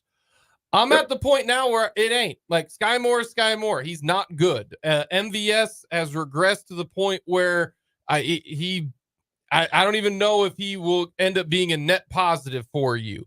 Those 2 guys seem to be a huge reason why the Chiefs offense just can't get out of its own way at times. I don't put much of the blame the last handful of weeks on Andy Reid, because he's just playing the hand he's dealt. Like, I don't know what else he can really do. I think he's scheming it up about as best as he can. They can't execute. They're not good. The one thing I will put on Andy Reid is why Sky Moore continues to see 40 to 50 snaps a game. It's just absolutely staggering. I could not. I have no idea. You could give me 100 guesses. I couldn't give you the answer. I don't get it. Sky Moore is legitimately maybe the worst starting receiver in the NFL. He does nothing. He's not a deep threat. He doesn't run good routes. He doesn't have good hands. He's not big and physical. Like, there's nothing. He runs cardio for 3 hours and then takes a shower and goes home. Like, it's to a point. And look, this is something I said a lot a couple of years ago when I would argue with Chiefs fans about Dan Sorensen, the year that he was getting cooked over and over and over. And people would scream about Dan Sorensen, said the same thing about him I'm going to say about Sky Moore. At some point, it goes from being the player's fault to the team's fault. They are asking Sky Moore to do something that he cannot do. They are asking him to be a starting caliber wide receiver in the NFL. And you could sit there and say, well, they took him in the second round and that's who he's supposed to be. That's fine. He's not that. He cannot do it. It was Sky Moore's fault earlier in the year. He wasn't coming through. It became obvious he can't do this. Now the Chiefs are just continuing to force this guy out there. He cannot play at the NFL level. He's not good enough. This is not. Stop getting mad at Sky Moore. This has become a coach thing. Now this has become, we're just going to jam Sky Moore down everybody's throat for 40 plus snaps a game because we want to do that and we're going to be stubborn about it. When you could say all you want about Kadarius Toney, who has God knows his own flaws, Kadarius Toney should be out there over Sky Moore. Period. End of discussion. Richie James should be out there over Sky Moore. Justin Watson should be out there over Sky Moore. And by the way, I'd say almost the exact same thing about MVS. MVS is like an infielder who gets the yips and can't throw to first base anymore. That's what it's like watching MVS run a route. It's impossible. He twists, he turns, he looks like he has no idea what he's doing. They need to nail the 2 of them to the bench and start using other players to eat up their snaps. Did Andy Reid abandon the run there late in the game? 1st and 10 at the Green Bay 49, and we're throwing it to Sky Moore. Andy has a tendency to do this a lot, abandon the run. Did that the very first and goal from the 5, throws it 3 straight downs. Do you think, will Andy actually go against his entire being and run it a little bit more? I got to be fair to Andy. I thought the last 3 weeks, I think he has. I think he has run the ball a lot more. Now, the one play I will agree with you, I thought first and goal from the 5, first drive of the game, I don't know why they had just run for like 30 yards. The Packers looked exhausted. And if memory serves me right, I had a bird's eye view of it. I think they had 6 guys in the box. Like, that is just hand off to Pacheco and make somebody tackle him. And they threw the ball and they ended up going backwards, and that was that. I didn't have a problem with them throwing on the interception. My problem, I guess not surprisingly at this point, is why are you throwing that to Sky Moore? Again, he's not big. He's not physical. You're asking the guy to go up to a catch point. Now, that being said, the one thing I will say that is squarely on Sky Moore. Can you run? Like, that was, he just stopped running. Like, he kind of ran, and then he, like, didn't know, like, what the adjustment was. And then he just, like, half-heartedly jumped up in the air. And Nixon, nice play by him, but it's about the easiest pick he's ever going to have, throw right to him. Because that's, look, maybe that's not a completion. Maybe it's a little overthrown and it's an incompletion. It's a break up at the catch point. But Sky Moore has no idea what route he's supposed to run. At least it's what it looks like. I'm not in the room. Maybe they tell you something different. But from the vantage point I had, it looked like Sky Moore had no idea what the route was. And I think in watching it live, you could see the frustration from home. I mean, you could just see it in his body language from what was probably 1,000 feet away. You could just see in his body, like, why? Why are we doing this every play? And it's the same thing that happened on the MVS deep ball, not the interference one, but the other one, where they threw down the seam to drive before the interception. And MVS is supposed to flatten and run down at the, and MVS is running on an angle, and the ball goes 10 feet over his head because he has no idea where he's supposed to be. And this is a guy who's 6 years in the NFL and has no idea what he's doing. And at some point, again, it's on the players, but it's on the coaches to keep putting them out. We're chatting with Matt Verderame. He covers the National Football League for Sports Illustrated and SI.com. He joins us every Monday at this time on the Fleming Place Wine and Spirits hotline as we go around the NFL. On the other side of that matchup last night, you mentioned how well Green Bay played, Matt, and we talked last week about how Jordan Love has really been ascending. He was great again last night. The Packers have one of, if not maybe the easiest schedule left in the NFL over the last 5 weeks. Currently the 7th seed in the NFC playoffs. Are they going to make it to the postseason, Matt? Yeah, I mean, probably. Look, I was really impressed. I went into that game thinking it would be a reasonably good game, but also thinking the Chiefs are just better than the Packers in all 3 phases of the game, and they'll find a way to churn it out. And I got to be honest, I was really surprised. Love's played better. I've watched most, if not all of the snaps, most of the snaps, like 90% of them this year. He was great on Sunday night. He made all the throws. He didn't throw any balls into harm's way. The Packers did a nice job blocking for him, but even when they got pressure, and the Chiefs, I thought the second half got more pressure. He stayed cool and collected. The touchdown throw to Watson was a phenomenal throw. I mean, that was pretty good coverage, and he just made a great throw over the top of Williams. The one throw I'd love to ask him if it was complete luck or one of the best throws I've ever seen was the 4th and 1 throw that when he threw that ball from my vantage point, the only question I had was which of the 3 Chiefs there is going to pick the ball off. I mean, it was so high and over the middle, and yet he tucked the ball in. I honestly think it was a complete, like, I know I'm going to get sacked. I'm just going to chuck this thing and throw it down. If it wasn't, it's one of the best throws I've ever seen. So regardless of it, he played great. Defense, look, much like the Chiefs defense last night, the Packers defense let the Chiefs go up and down the field, but to their credit, they did what the Chiefs couldn't. They won a couple times in the red zone. They got the one big turnover. They did a nice job. They held on. I was impressed. Look, I think the Packers are going to be a team that you get in the wild card round, and you probably, if Philly holds on to the 1, hey, you try to get out of that 2 seed. You try to go play, the Lions, who you can beat. Maybe you go, maybe by some miracle you get to the 5. I think that's probably pretty tough with Dallas, but you try to get to the line. You try to get to the 3. And if you can do that, which they certainly could do, that's a winnable game. That's a game you go into with confidence. Around the rest of the NFL, last year here on this show, while they weren't the worst team record-wise in the NFL, we dubbed that the team with the worst vibes in the league was the Denver Broncos, and I think that pretty much went without saying. This year, the New York Jets might not have the worst record in the league, Matt, but is that, again, by far the team with the worst vibes? Oh, by the way, what a coincidence, Nathaniel Hackett was with both teams. I don't know if you're Woody Johnson, how you walk out of this year and you don't clean house. I don't know how you don't do it. You're to a point now where reports are everywhere from credible people that Zach Wilson basically said, yeah, I don't want to go back in. Thanks, I'm good. I'm worried about my health if I go back in the game. Which, but if true, is a wild thing to have happen. I can't remember a scenario where an NFL player just said, no, you know what, I prefer to sit on the bench. Thank you. I'm good. And then the Jets, they got the pressure, and Salah's got to go through all this stuff. I mean, and by the way, this is the second year in a row with all this now, where Salah has had to go and do damage control on a daily basis. At some point, you're the common denominator with all this. I mean, certainly Zach Wilson isn't, but you're in charge. You're the head coach. The problem the Jets have is if they fire Saleh, if they do it, you know who Aaron Rodgers wants as the head coach of that team. You know what's coming next. He's going to say, great, I want Nathaniel Hackett as my head coach.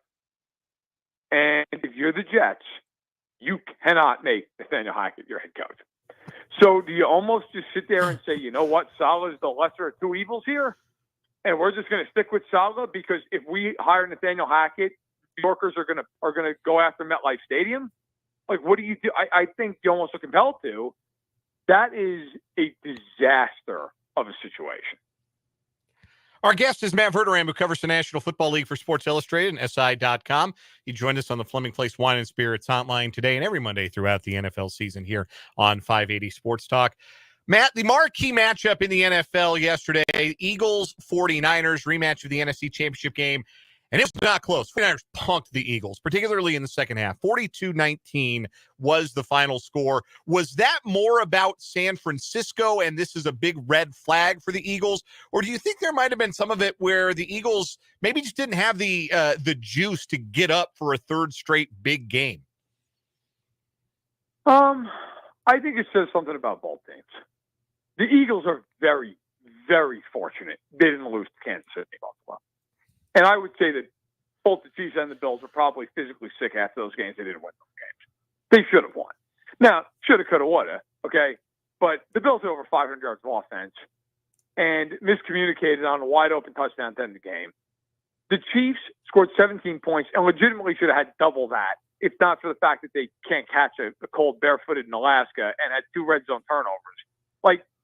Those are games that if you're the Eagles, you won and you're thrilled you won them, but you also know deep down it's probably still lost the game. The Niners, they didn't drop the ball. They didn't miscommunicate. They went out and absolutely pummeled Philadelphia. And the problem for Philadelphia right now is you can just throw the ball all over them. I mean, Buffalo did it. The Niners did it. The Chiefs really did it, except for the fact, again, their receivers can't catch the ball. This is just Dak. They threw all over Philadelphia. That wasn't a problem. I mean, this has become a major, major issue. And for Philly, here's the good news. There's still a very good chance they end up the number 1 seed in the conference. And if they do that, they're the favorite. I know the Niners, maybe not in Vegas. Maybe the Niners still would be in Vegas. But the Eagles are still, to go in there and have to beat that team twice. I've seen a lot of these takes today of, the Niners just killed Dallas and they killed the Eagles. And that means they're far and away the best team in the NFC. That's not how this works. I've seen a lot of teams in the regular season get beat and beat bad by somebody and then see them in the playoffs and smoke them. It's the NFL any given Sunday. So, I think the Niners right now, I mean, you got to sit there and say they're the best team in the NFL. But at the same point, this is the same Niners team that lost to P.J. Walker. They got beat pretty handily by the Vikings. They got pummeled at home by the Bengals. It's a weird year, but it was a great win for the 49ers. I don't believe we have mentioned even one time in the course of our conversations from week 1 to now week 13 the Indianapolis Colts. But here they are at 7-5 in a playoff spot in the AFC and playing a lot better for their money at 7-5 than the other two 7-5 teams currently in a playoff spot, Cleveland and Pittsburgh. What do you make of Shane Steichen's bunch? Is this a team on the rise, or are they just kind of benefiting from a lot of mediocrity elsewhere, particularly on their schedule? That's a little bit of a combination. I think they're going to make the playoffs because if you look at them, they've got a schedule where they got Pittsburgh at home. They're probably going to win that game. Pittsburgh is a mess. They're probably going to win that game. If memory serves, I believe they play the Titans at home. They play the Texans at home. They already beat the Texans once. That's the last game of the year. They play the Raiders. I think that's also at home. The Colts are probably going to win 10 games. And if the Colts win 10 games, probably making the playoffs. I mean, the way I look at it, so Cleveland's 7-5. They have games remaining. Bears at home, Jets at home, Jake Browning in Cincinnati. If Flacco plays the way he played against the Rams, they're winning those games. That's 10. If the Colts get to 10, they're in. Houston is going to get to 10. They might even get to 11. So the question really becomes, can Buffalo run the table? Because Buffalo's not going to win tiebreaker against any of those teams because they have 5 conference losses. And that leads kind of to go full circle here. That game at Arrowhead on Sunday, you want to see a playoff game in December, you're going to see it. Because Buffalo is going to come out full tilt in that game. And after what happened on Sunday, the Chiefs know if we want the 1 seed, got to win out. They'll probably be the 1 seed if they win out. They almost certainly will be. And their last 4 games, even with their struggles, I have a really hard time seeing them lose any of those games. That is going – I mean, a lot of times we always talk about, well, you get the A-plus script. You're going to see those 2 teams play that game like it's the AFC Championship game. That is going to be a fascinating football game come Sunday. Matt, as always, we appreciate the time.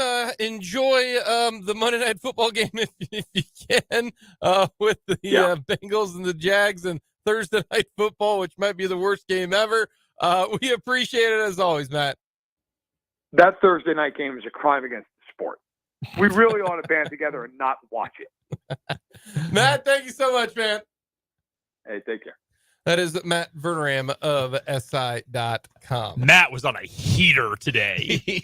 That was top-notch stuff. Man, he hit Sky Moore with the, what is it you say you do here? Yeah, man, you got to take the day off tomorrow. That's got to be a mental health day after that. Whoa. Whoa. Oh, my goodness. That is an evisceration. Hopefully Sky Moore's not listening. Coming up, we'll go around the NFL, talk about some of the key plays and games. We'll get to all that, plus Andy Reid in 4 o'clock hour.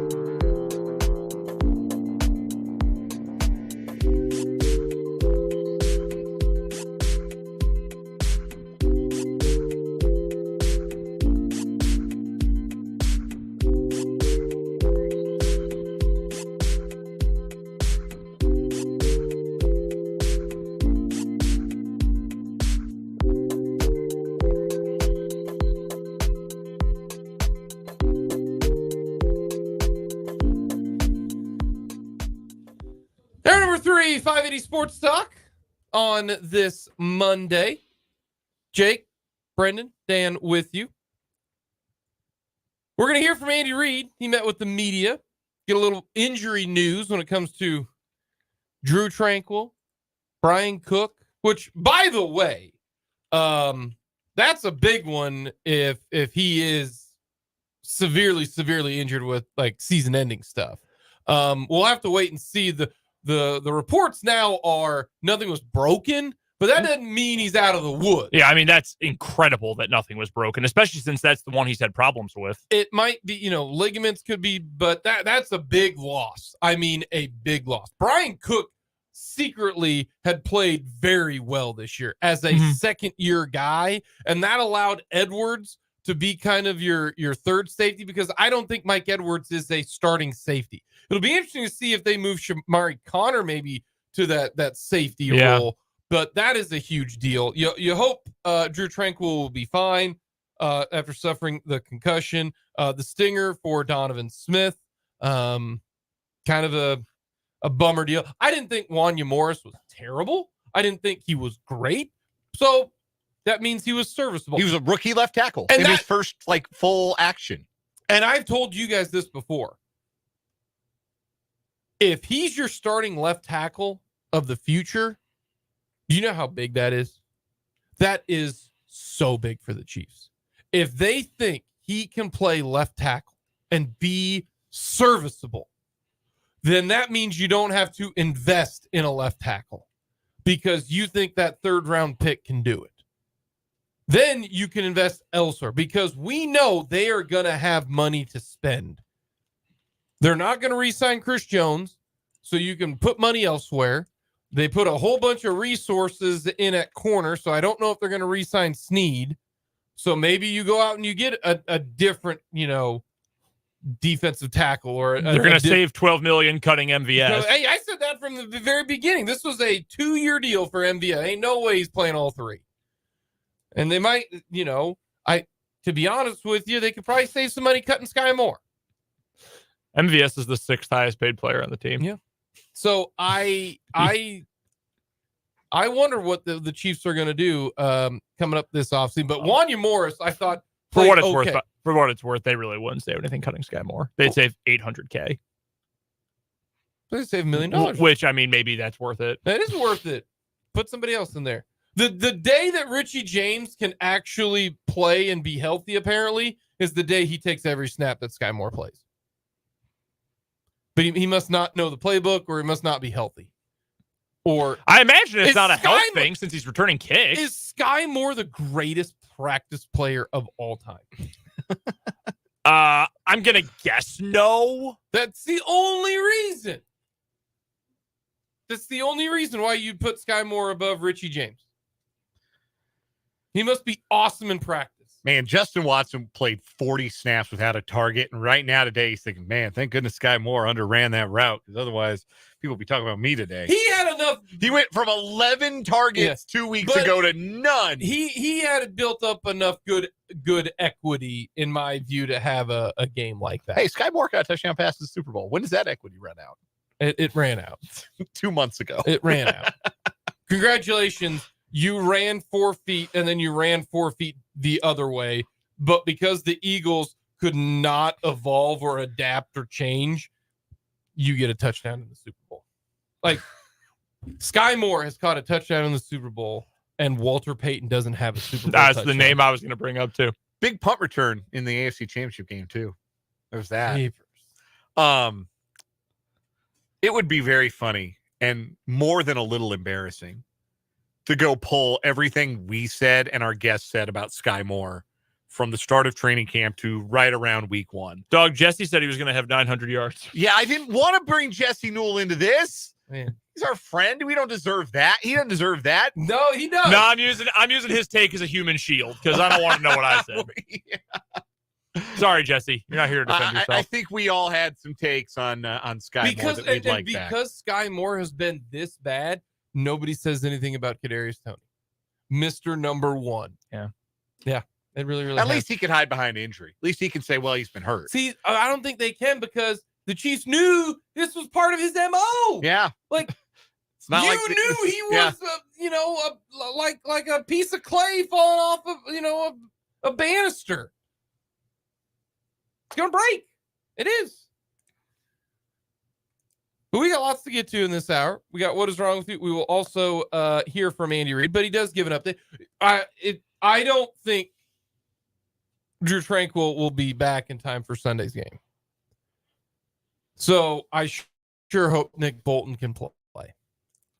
Now, I think it was trending that way. Yeah, I think that was the hope. You start his window the week before, get him a week of practice, and then play. That's the hope. How much do you think that being down to middle linebacker number 3, Jack Cochran, do you think that was a factor in the Chiefs defense having difficulty, A, against the run, B, against misdirection? I think also just communication. Yeah, I think that's a big deal. Yeah. And I think, and I said this, I don't know if it was last night on the reaction show or if it was earlier on the show today. I actually thought Cochran held his own as best as you could hope from a third string middle linebacker. Yeah, on plays where it was like, get downhill and tackle the guy with the ball. Like, he did that a couple times, but capably. I think that misdirection stuff, the Packers, I thought, and this is part of why it was such a great game for Matt LaFleur, was they saw they had an advantage. They saw, hey, when 43 is in there, we are going to be able to run that misdirection. We're going to run those counter plays to Dillon, get him going downhill, one cut and go, and we're going to take advantage of that. And they were willing to continue doing that over and over again. And they did it with A.J. Dillon. They did it with Patrick Taylor, who had a career-long 24-yard rush. Dog, I've never seen him burst like that before. I don't know how they gave up a run to him. They even brought in James Robinson, who has like a half an Achilles left between his two legs for one of those plays. And they just kept hammering it over and over. And that's the difference, because the Chiefs had that same option. They did not hammer it over and over. Let's go around the NFL. And the one situation I am interested in the most is going to be,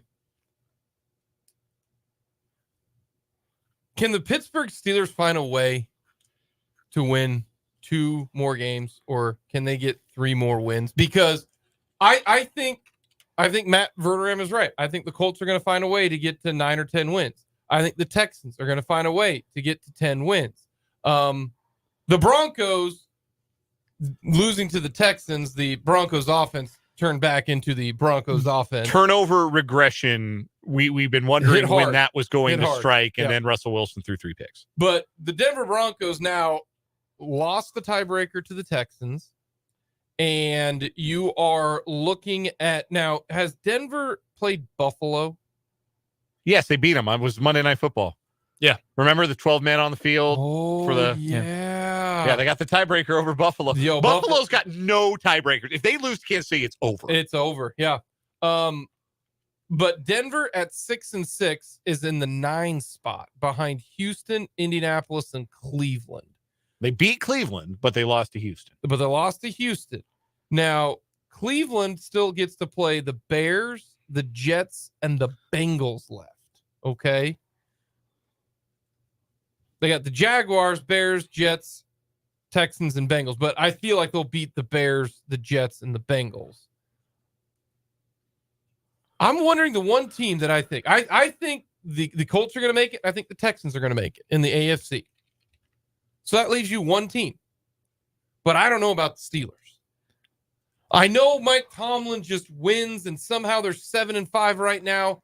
But man, that is an offensively challenged team right now. And it gets worse because Kenny Pickett's going to miss some games, and it's Mitch Trubisky's show now. And he is so bad. Like, I remember when they signed him after he spent that year in Buffalo behind Allen, and I thought, you know what, that's a pretty good signing because who knows what Pickett's going to be. He's at least been around. He's had a couple of good games. They immediately go to probably one of the 3 or 4 worst quarterbacks in the NFL with Trubisky. And their schedule, their final 5 games, they'll beat the Patriots because the Patriots are completely hapless. And they're at home for that game on a short week. For the love of God, everybody, find something else to do on Thursday night. If you turn that game on, you are sick. Listen to the Washburn Basketball Coaches Show and then maybe re-listen to it like 3 more times afterward. I do kind of want to put it on in the background because you know Al Michaels is going to be in rare form for that one. Then they have an afternoon game against the Colts in Indy. The Colts are playing 2-0 right now. They get a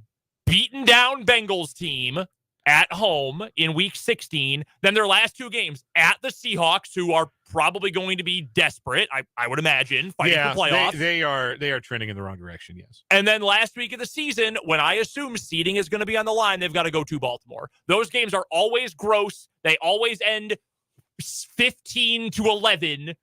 They're competitive, but Baltimore right now is either the first or second best team in the AFC. I can see 2. If they need 3, though, I don't see it. The 2 biggest wins over the weekend were the Texans beating the Broncos. That was a huge win for the Texans, even though they did lose Tank Dell for the year, which stinks. Why is Tank Dell in the middle of a scrum on a run play up the middle of the goal line? Like, what? How did he get there? Why is he there? He was already hurt. It was touch and go whether he was even going to play at all in the game. What is he doing there? That was malpractice by the Texans offensive coaching staff to have him in a position where that could have happened to him. That was the biggest win in the AFC over this entire weekend. And then the biggest win in the NFC, it was the Packers. Mm-hmm. Like, that was such a big game for the Packers because the Packers are now 6-6 and are in the 7th spot right now. And their schedule is not murderer's row the rest of the way. That's why I look at the Packers. Do the Packers and Vikings play at the end of the year? Week 17. Okay. Last week of the year. They might as well name that the playoff elimination game because the loser of that game ain't making it. I really do believe that. Well, I don't know. I think it's possible both of those teams make it. If the NFC North gets 3 teams in, that would be bonkers. But the Cowboys are in, the Eagles are in. So that's 2. Giants and Commanders aren't making it. The Bears aren't making it. I assume only the division winner in the South will make it. Carolina has literally already been eliminated. Yeah, they've been eliminated. Yeah. So after that, your teams fighting for spots 6 and 7 are the Vikings, the Packers, the Rams, and the Seahawks. As Dana said, and I think we've seen with the eye test too, the Seahawks are right now trending down. Still some time left. And their next 2 games, not good. San Francisco and Philadelphia. Yeah, it's not great.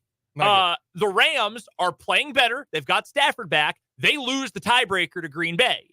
The Vikings, for the moment, have the tiebreaker over Green Bay because they won the first time, and they can certainly win the second game too. So I actually think it is possible that your 6 and 7 end up being both Minnesota and Green Bay. This is wild, man. The NFL. It's king, man. Yeah.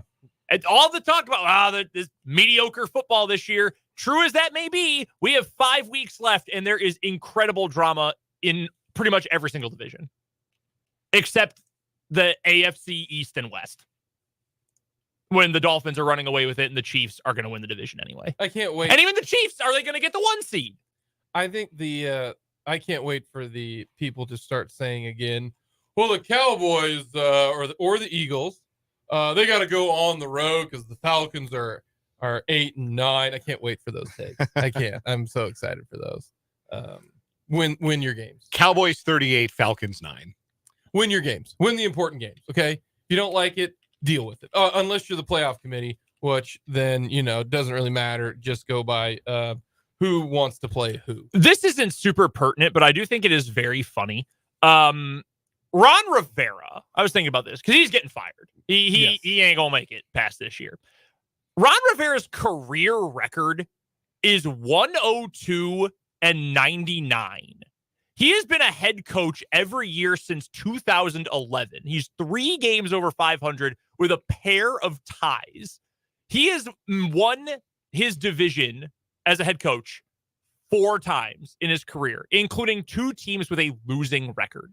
Do you know how hard it is to make the playoffs 5 times in 14 years and barely be 500? He's made the playoffs twice with a losing record. Well, it's kind of like Eli Manning has a 500 record, and he's going to go into the Hall of Fame. Yeah, that's true. That's very true. A little bit of Jeff Fisher to well, 9 and 7. You talking about 9 and 7? Sem 9. That's Bomani Jones, formerly of ESPN, always called him Sem 9. Yeah. How many coaches are going to get fired this year? 8. We've already lost McDaniels. Yep. And Reich, so that's 2. We've already lost another one, right? No, McDaniels and Reich are the two, right? I'm not missing one. I think you're correct. I'm panning through right now. McDaniels, Reich. No, that's it. Yeah, I think that's it. Okay, so Staley. Yeah, he's gone. Brandon Staley's going to be gone. Eberflus in Chicago, I think, is donezo. Eberflus. Dennis Allen, I think they'll fire him in New Orleans. I think so too. I think Salah's gone. I'm with Matt Verderame. You just got to start new. I think so too. Rivera, I think, is gone. Belichick's kind of the wild card here. If the Bucks don't win that division, I don't know how you bring Todd Bowles back. Todd Bowles is awful. Yeah, not a good like coach. I know people really like him, and I know his defense was good when they won that Super Bowl. He is incompetent as a head coach. Completely. Schefter said it, I think it was with McAfee a couple days ago. He said anywhere from 7 to 10 coaches, and he would take the high end of it that are going to get fired this year. Coming up next, we got What Is Wrong With You, and then we'll hear from Big Red.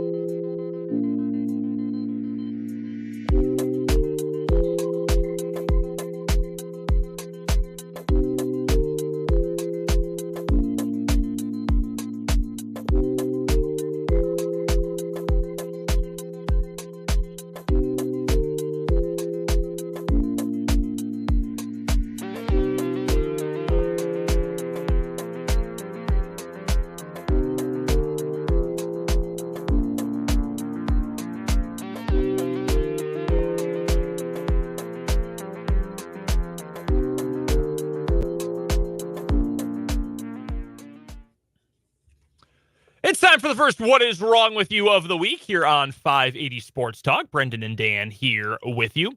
We had just a one-day week last week after we found our November monthly champion. We had a story on Friday that was so disgusting. Guy was pooping in Pringles cans. The lawyer who pooped in a Pringles can. The septuagenarian lawyer. Yes. Lawyer, more than likely in his 70s, who pooped in a Pringles can and tossed it into the parking lot of a victims advocacy center and then claimed, no, I didn't do that on purpose. I do that all the time. I pull that prank frequently. You just know his fingernails are disgusting. Don't shake hands with that guy. No, absolutely not. Oh, my God, that is gross. All right, Dan, you're up first to lead off today and this week. All right. We meet a Florida man from Orlando who just wanted to quit his job and decided in the middle of his workday that he was going to quit his job. Okay. The problem with that is that his job was driving vans full of prison inmates, and you can't very well quit that job in the middle of it. And so he got arrested. Is this guy a Batman villain? No, he's very dumb. Not that Batman villains are always smart, but this guy's a moron. All right, Tuesday around 9 a.m., deputies received a call to be on the lookout for an inmate transport van traveling on I-40 in Statesville, North Carolina. The caller was the owner of the inmate transport company and reported that the driver was off course and refusing to return the van. The driver, Joshua James Pinkett, had 4 inmates in the locked cargo area of the van. Another employee was traveling in the van with Pinkett, who was texting the transport company owner. What?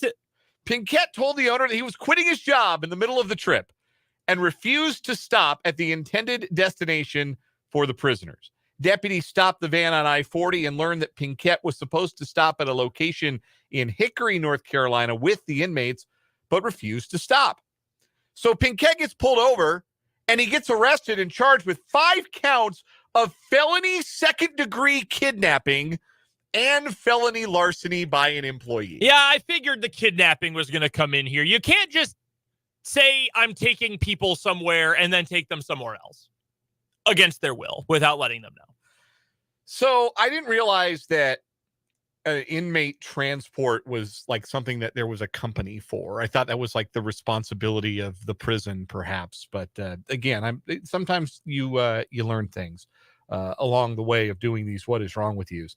But yeah, he told his owner, "I'm quitting my job. I'm just I'm done. I have no desire. I am retiring from the life of being an inmate transporter." But like, dude, you got to finish one last job and then do whatever you want. Get the prisoners where they need to go and then quit. Ditch the van and hitchhike back home. Do whatever you want. But you can't just decide, yeah, man, this life, this job, this is not for me. And these 5 people in the van with me, they're just kind of stuck. Like, what was the end game? Where was he driving to?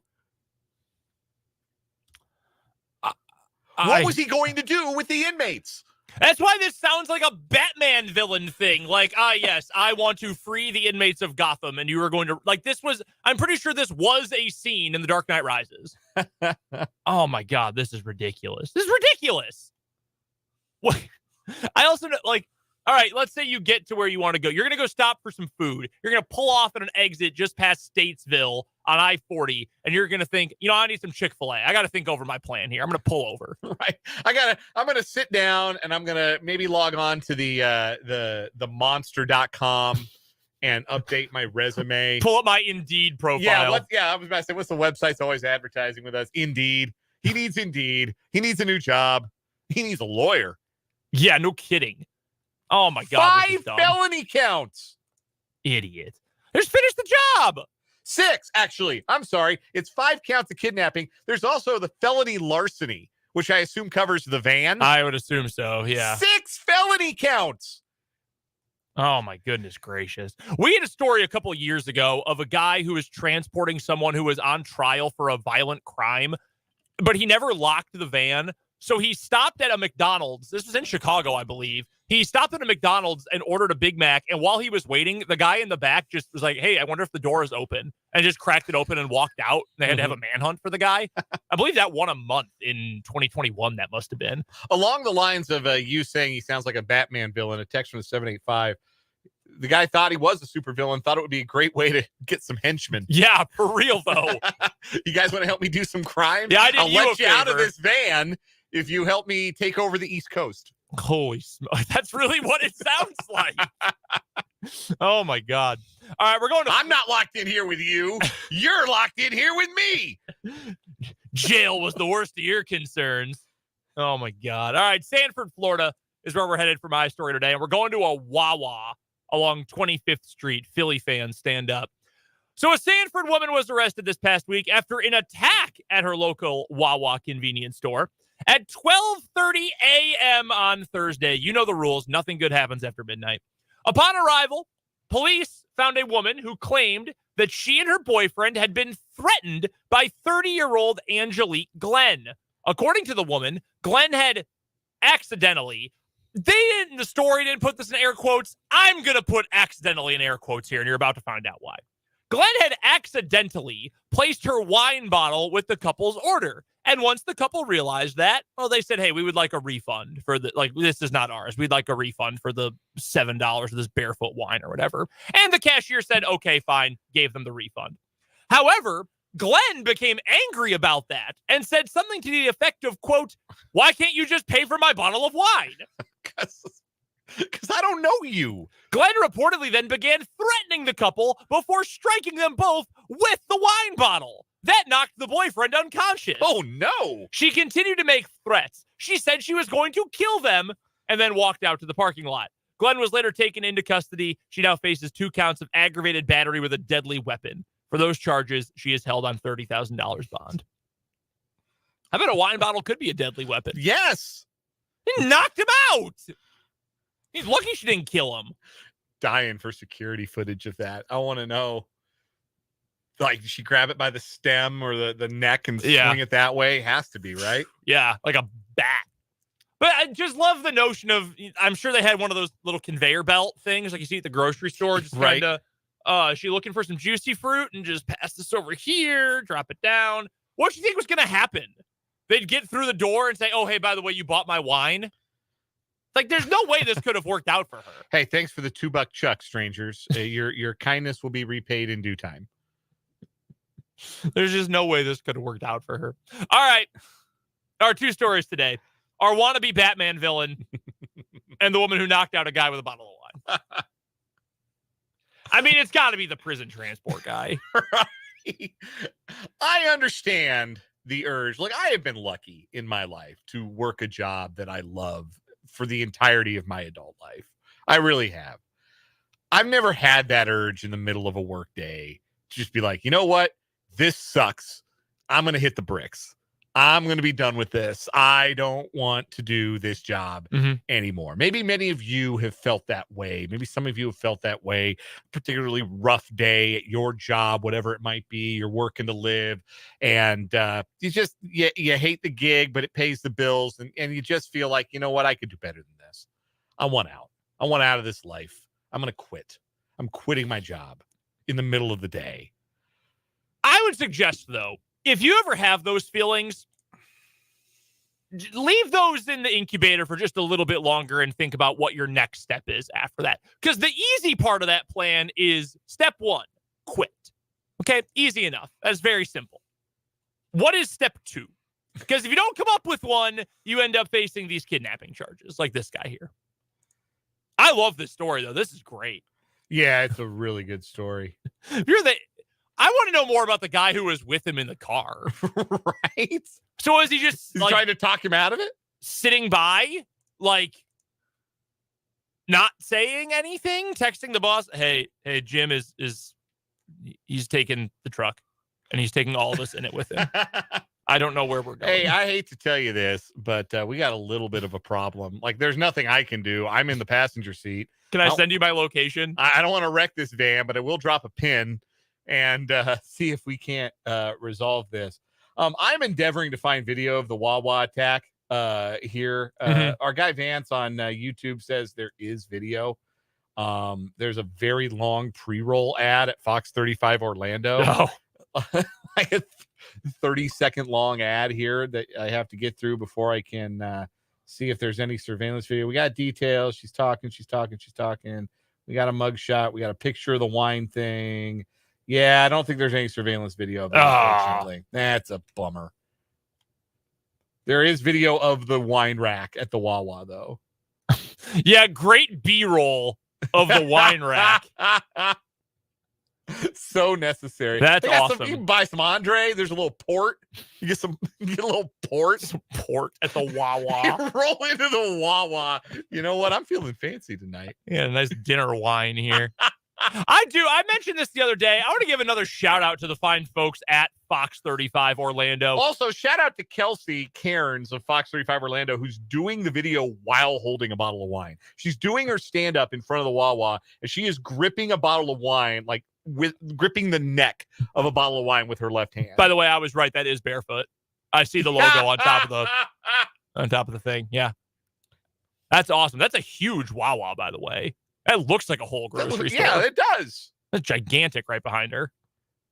Yeah, shout out to Fox 35 Orlando, though. They've provided a lot of content for us recently. They're the new Treasure Coast News. They've really overtaken Action News Jax as our preferred Florida source. Action News Jax.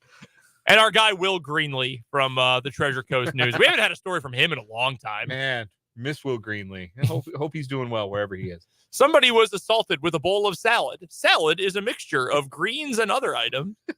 Such a funny writer. All right, that's our winner for today. I assume the fake Batman villain. Yes. He wins today, our first winner for the week in What Is Wrong With You, which, as always, is brought to you by Top City Metal Supply. They cut the metal you need to your specifications, which saves you time, money, and material. So never settle when it comes to your metal with Top City Metal Supply, located right here in the capital city, halfway between Frito-Lay and Forbes Field on South Topeka Boulevard.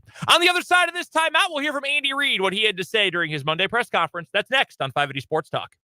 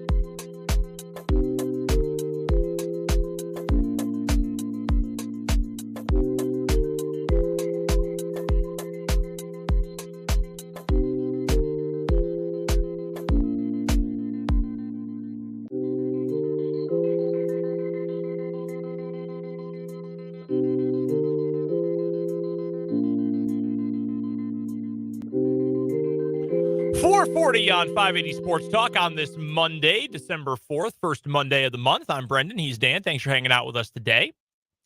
Earlier on this afternoon, Andy Reid spoke to the media. I did not realize that Big Red was going to speak today. I figured primetime game on the road, he probably wouldn't talk today, but he plays on Sunday, he talks on Monday. Hey, man of routine. Did you see the picture they threw up there? They were talking about Reid coaching at Lambeau Field, which not a common occurrence. Yeah. And they put the picture up of Andy Reid on Mike Holmgren's staff. Yep. I think that picture is from 91 or 92. I thought it was 92. I think so. It's Andy Reid on Mike Holmgren's staff, and all the other former head coaches who for future head coaches who are on that staff: Steve Mariucci, John Gruden, Ray Rhodes. That's a picture I'm very familiar with because my great uncle's in it. Tom Lavatt is on that picture. He's on the staircase. He's standing right between Mariucci and Reid. And so that's always a cool picture to see. Like, I've seen that picture before, but for them to put it up on the broadcast last night, that was pretty cool. I'm sure if my great uncle's sister, my grandmother, who lives in Colorado Springs, saw that, I'm sure she was delighted to see that. She actually sent me an old picture during the game of my great uncle standing on the sideline next to Reggie White. Oh, and man. It must have been a pretty muddy game because Reggie White's uniform is all gross. Mm-hmm. But she sent me an old picture during the game last night that was fun to see. So yeah, I enjoyed that. I enjoyed that part of the game very much. Where are they in this picture? I don't know. Somebody's house, like somebody's den. No, it's some sort of public space because there's an elevator behind them. Or that's some sort of, like, the staircase looks like it's just in a nice house. I'm looking at it right now. It was the 92 staff. This is, for a new generation, this is the 2010 Washington team that had Mike and Kyle Shanahan, Matt LaFleur, Mike McDaniel. Who else was on that staff? McVay, right? All those guys on the staff. Yeah, Dick Duran's in this too, future head coach, like well-regarded assistants, like Nolan Cromwell's in there. Yeah. Fritz Shermer, who, of course, his son Pat became an NFL head coach.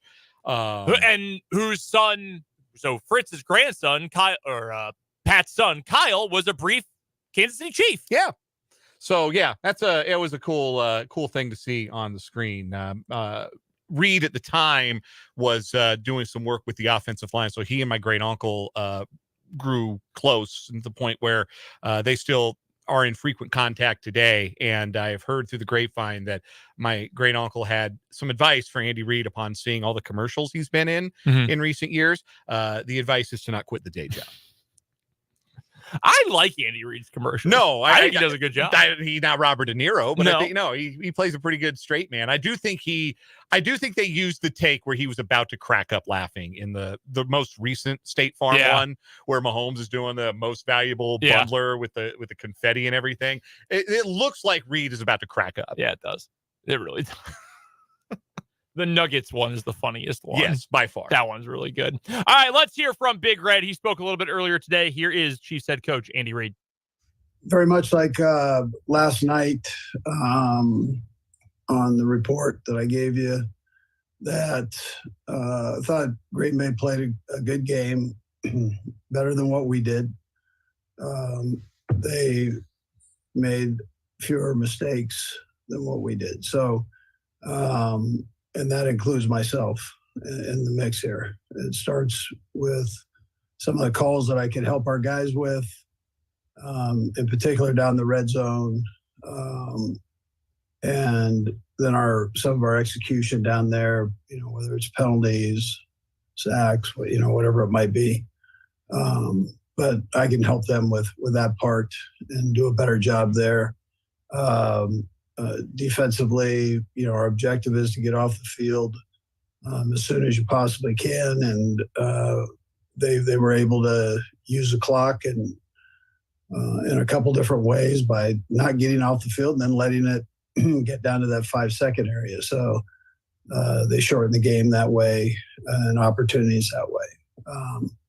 So we can do a better job in both those areas. We did some good things on special teams, but we gave up a fairly big kickoff return. So we can tighten that part up likewise. We're very close. And as you guys know, in this league, it's a week-to-week thing. I mean, I know the 49ers are doing a great job right now, but they went through a period where they lost 3 games and everybody thought it was over. And so I understand that's how it's perceived outside our building, inside the building here, though.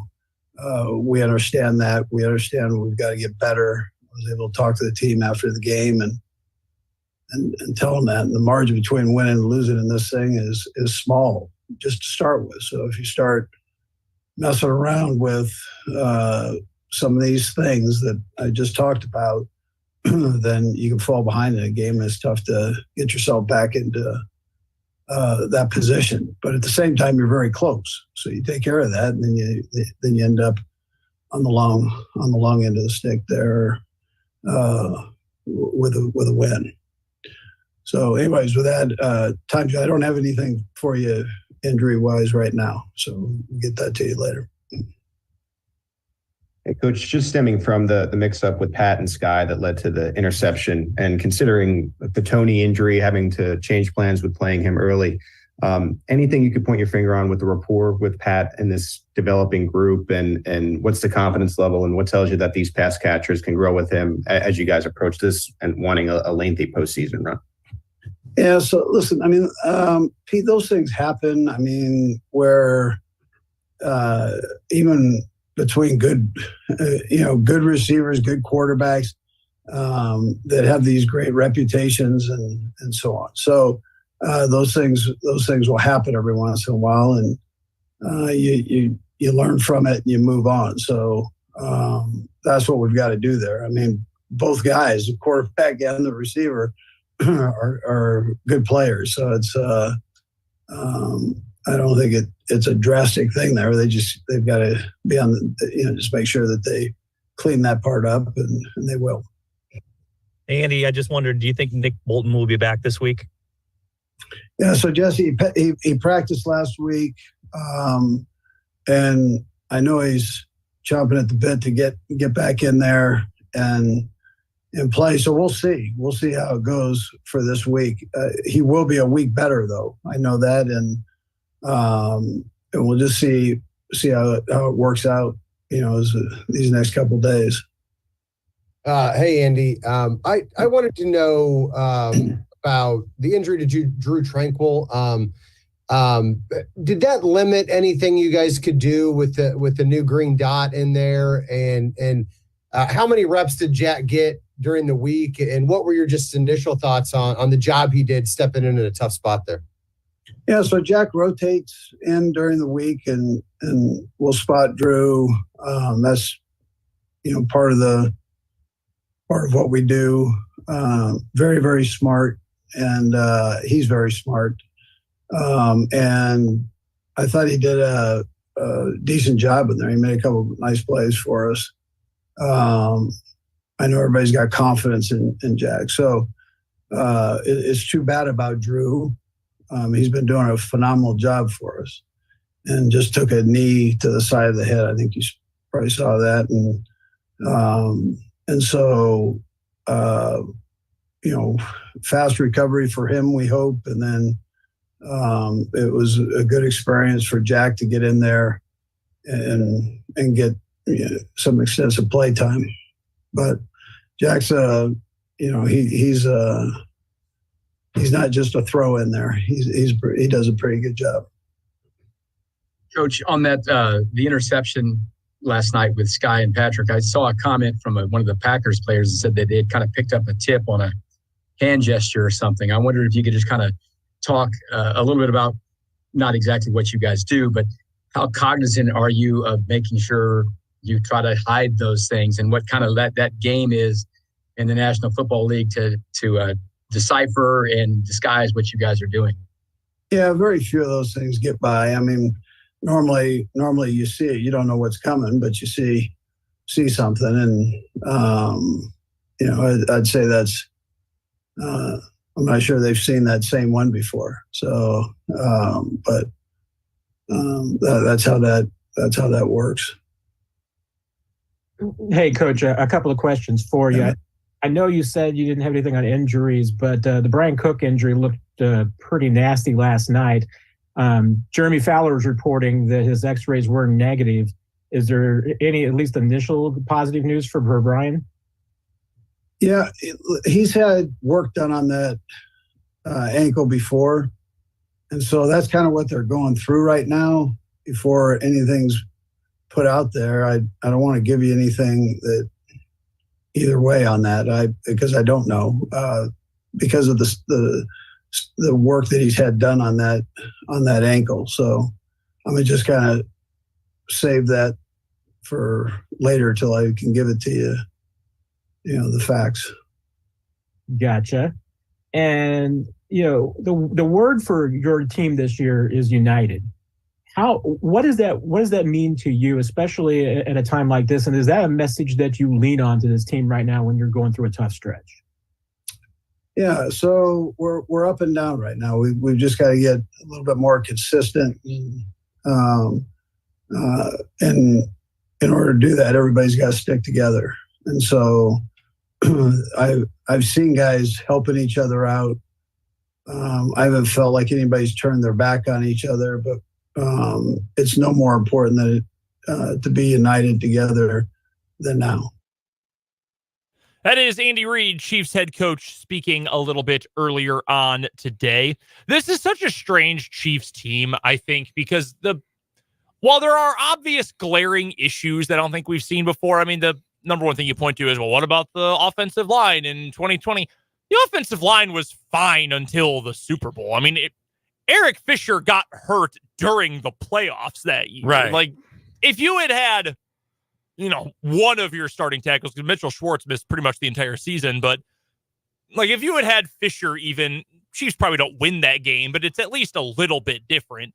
I don't think we've gone through an entire season in this era of Chiefs football, though, where you can tell there's there's one position group that is a net negative. Like I don't, and maybe there is, and I just don't remember it. Maybe linebacker before Bolton and Gay were brought in a couple years ago. Yeah, the year of really slow Anthony Hitchens. Yeah, man, Anthony Hitchens, Reggie Ragland. There was a run in there of some Ben really Neiman was playing a lot. Yeah. Okay, fair. But other than that, and I think a lot of people would say now wide receiver is a more premium position than linebacker is. We haven't seen that. So while you have a defense that's playing really well, you have an offense that can play well but has been inconsistent, you end up in a situation like we had yesterday. And I thought that Robert Mays on the Athletic Football Show, on their episode that came out either last night or this morning, I thought he did a really good job describing this. He said the Chiefs all year have relied on their defense and then for the most part have done enough offensively to win. But in a game when they couldn't rely on their defense, the inconsistencies offensively showed up, and that was an issue. And I think when I say inconsistency for me anyway, it's not necessarily inconsistency in moving the ball. Because even though they didn't use Pacheco as much as I think the Chiefs should have yesterday, they still moved between the 20s just fine. I mean, Mahomes was making plays. That 3rd and 18 was just classic Patrick Mahomes. It was the inability to finish drives. Yeah. And while those were costly. I mean, one of those 2 red zone drives in the first half ends in 7 instead of ending in 3. It changes how you have to approach the rest of the game. You don't go for 2 after that 3rd touchdown. You're chasing a field goal. And for the better part of the game and not a touchdown. Even if you leave every other single detail the same from that game, which obviously you can't, but even if hypothetically you did, you end up at the end of the game, you're down, what would that have been at that point? 27-23. So you still need the touchdown there, but you wouldn't have needed the 2. Or again, you kick the extra point instead of going for 2. You change that one detail, suddenly you're probably playing for a field goal at the end of the game. Because if you're the Chiefs, if that game goes to overtime, you're going to win. The one thing that I think, I don't know if I should be, I don't know if saying I'm impressed by this is quite right, but the accountability in that locker room, accountability from the leaders like Mahomes and Kelsey and certainly Reid. They're not talking about the officials. Like, they refused to use that as an excuse. Patrick Mahomes said, I kind of like it when they let him play. In the moment he's seething, like he ran 20 yards to yell about the play where Richie James got jostled and fell down on a 3rd down. It was the only 3 and out of the night.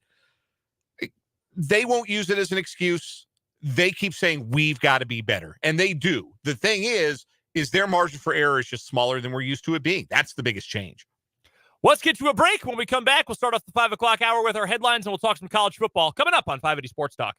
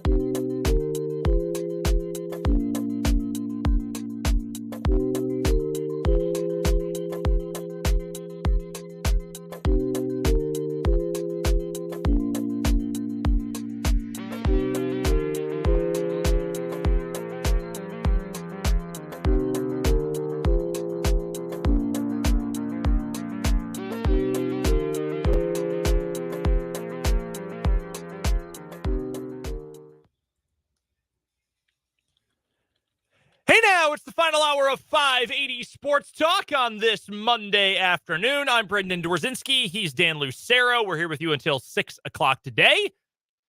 Have some Monday Night Football coming up on our airwaves tonight. Chiefs Kingdom show as well. No word on Mitch Holthus' status for the Chiefs Kingdom show. In case you missed that yesterday. And, man, I'm not going to lie. I got bad vibes about the Chiefs game just from knowing that Mitch wasn't there. I felt the same. It gave me some bad vibes for the Chiefs. Mitch Holthus tested positive for COVID on Friday and did not make the trip to Green Bay. Ari Wolf, who's handled the play-by-play duties in the preseason games. So if you've watched Chiefs preseason games on TV, you've heard his voice. He was the one who handled the play-by-play duties on the radio last night. It's Mitch's first missed game in 43 years of doing crazy. This. Between K-State and then 30 years with the Chiefs. What a run. I don't have a streak that long. I had appendectomy back in 2020. It cost me a game. So, oh my God. Yeah. So shout out to Mitch, certainly friend of the program. And we just hope you're feeling better, man. And whether you can do the show tonight or what, but just hope Mitch gets to feeling better soon. Yeah. I said, oh my gosh, when I saw Mitch's tweet about it on Sunday, and he said that he had tested positive on Friday and tried to get going, and they tried to have a setup where he could do the game remotely from home, and just weren't able to set it up. And so I figured it was Ari Wolf, probably, since he does the preseason games, knows the team, and I'm not sure what he's doing right now. So I'm sure he had a free Sunday to make the trip up to Green Bay, but nah, man, that stinks. So we'll hear from Mitch coming up on Thursday, per usual, in the bottom of the 5 o'clock hour on Thursday's show. But hope you're feeling better, man. I really do. That's tough. Yeah, that was a bummer. Imagine being in the car and thinking, oh, I can't wait to turn on Mitch Holthus. Oh, being alarmed. I'm sure, like, if people weren't maybe in tune with social media, or, you say, I got to go, run and pick up dinner, pick up pizza or something. But I'll listen to the start of the game in the car. You turn it on, and that is definitely not Mitch's voice. That was probably jarring for a lot of folks. So, it just shows the place that Mitch occupies in the Chiefs Kingdom. And I know every Chiefs fan is sending their best wishes to Mitch. All right, let's get to today's 580 Sports Talk headlines as we lead off this 5 o'clock hour. We'll get to those. We will also get to some more college football talk, and we will get some final thoughts on Chiefs Packers. We're still taking your texts. 785-272-9429 is our text line number. And of course, you can hit us up on YouTube as well. YouTube channel is called 580 Sports Talk, just like our show. So go find us on YouTube, subscribe while you're there, and then you can check out the video live stream plus all of the other content we have up on our YouTube. That includes Chiefs instant reaction from last night, post-game from KU UConn on Friday night, and so much more. Again, 580 Sports Talk, the name of our YouTube channel. We're close, 385 subscribers, getting close to 400. So we would appreciate if you wanted to go subscribe when you go and check us out. All right, let's get to the headlines for today. I am going to start with today's transfer portal updates as best as I can get to them. The biggest names of the day, anyway. One from the Big 12 that stood out that I was quite surprised by. I also didn't realize he had a year of eligibility left, but COVID years. Dylan Gabriel, Oklahoma quarterback. He is going in the portal. Were you surprised by this? A little bit, yeah. What it indicates to me, I guess he is more in line with the kind of quarterback that you expect maybe to go to the transfer portal, where they're like very obviously a starting caliber quarterback, but they've got a year left. They've already graduated, so they can go play anywhere right away. And the program that they're a part of has a next one waiting in the wings. In Oklahoma, that's Jackson Arnold, who was a big deal recruit. There wasn't a lot of buzz this year about, Jackson Arnold could take Dylan Gabriel's job. This wasn't quite an Avery Johnson, Will Howard situation, but long-term, pretty similar. So that was less surprising than the other major college football program losing their quarterback to the portal was. Yeah, so that's a big deal. Elsewhere in quarterback news today, how about Ohio State losing Kyle McCord? He's going into the portal too. He is not the player that, frankly, most Ohio State quarterbacks have been in the last decade. Not a Stroud, not a Fields, college version anyway. Not probably not even a Cardale Jones, certainly not a JT Barrett, not a Braxton Miller before them. I mean, he'd be fine. But with all those great receivers around him, he's a totally fine player.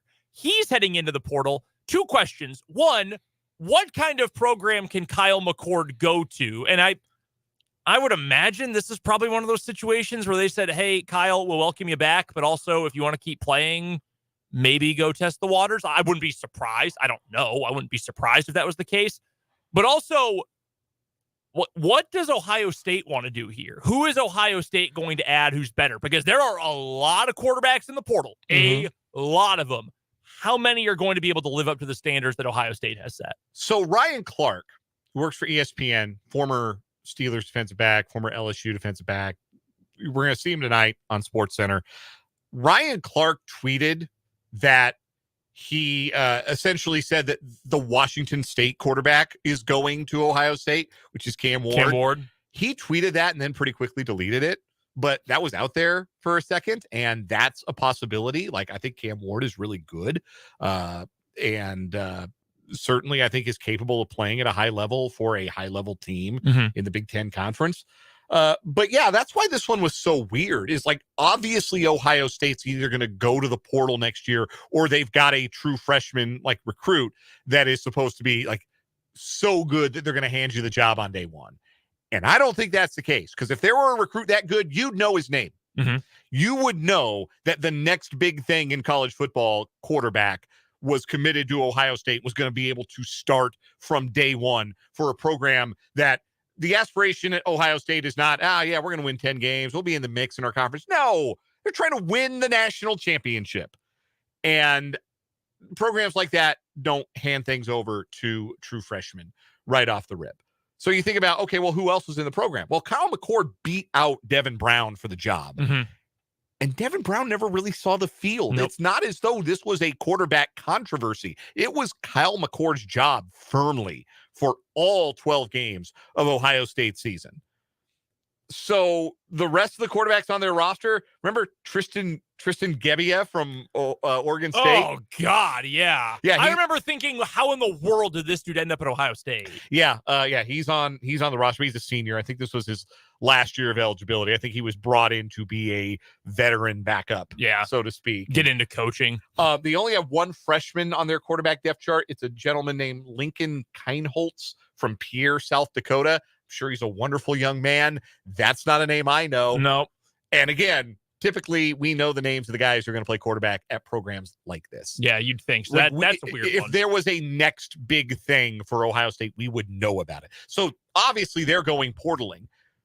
Is there another like Bo Nix out there? That's the question, right? Yeah. Like, you go get a player who is that in your system, and then you have a chance, because Ohio State is not going into next year crossing their fingers and hoping they win 10 games and hoping to beat Michigan. No, the expectations are 13-0 and then go win a natty. So they got to find a quarterback good enough to do that. And I don't know if there's a quarterback out there like that. So stylistically, I think Cam Ward is kind of a weird fit. I love Cam Ward as a player. I've watched a lot of Washington State football the last couple of years because it's my wife's favorite team. When he is good, when he is on, he looks like he could be a Heisman contender quarterback. The problem is he's pretty inconsistent. He's also really good creating, like he on the move, making, not that he's, Justin Fields as a runner, but he's good when he's on the move creating. That's not really what Ryan Day likes. Like his offenses have been the best with drop back passing for them. I mean, CJ Stroud is not exactly a scrambler. So I don't know about that fit. I'm going to be honest with you. I don't know about that fit. Other quarterback news, by the way, today that is significant. Brock Vandagriff, former 5-star prospect. He was the backup for Carson Beck at Georgia. He's in the portal. Sounds like Kentucky is the move there. Had a prior relationship with Mark Stoops. Aiden Childs, who was the backup to DJ Uiagalelei at Oregon State, he is leaving. Oh, no. That is significant. That's a bummer. A lot of Oregon State fans thought he was better than DJU already and were really excited for him. And he got to play a lot. Like he was getting series like in every game. Yeah. He's good. Yeah. That's too bad for Oregon State. But I mean, given their circumstances, it's going to be hard for them to keep players that are that caliber. It really is. That's tough. Additionally, Tyler Buckner started his career at Notre Dame, transferred this year to Alabama. He's also in the portal. to play men's lacrosse. He's saw out this. on football. Yeah. No, Which- he was a big-time lacrosse player in high school, like a star lacrosse player. This isn't a fly-by-night deal. Like, he was legitimately outstanding at lacrosse. And, decided that that's more his future or something he'd like to do instead of play football. You know what, man? Good for you. Good for you, Tyler Buckner. You got to suit up for two of the most famous college football programs, maybe the two most famous in the world.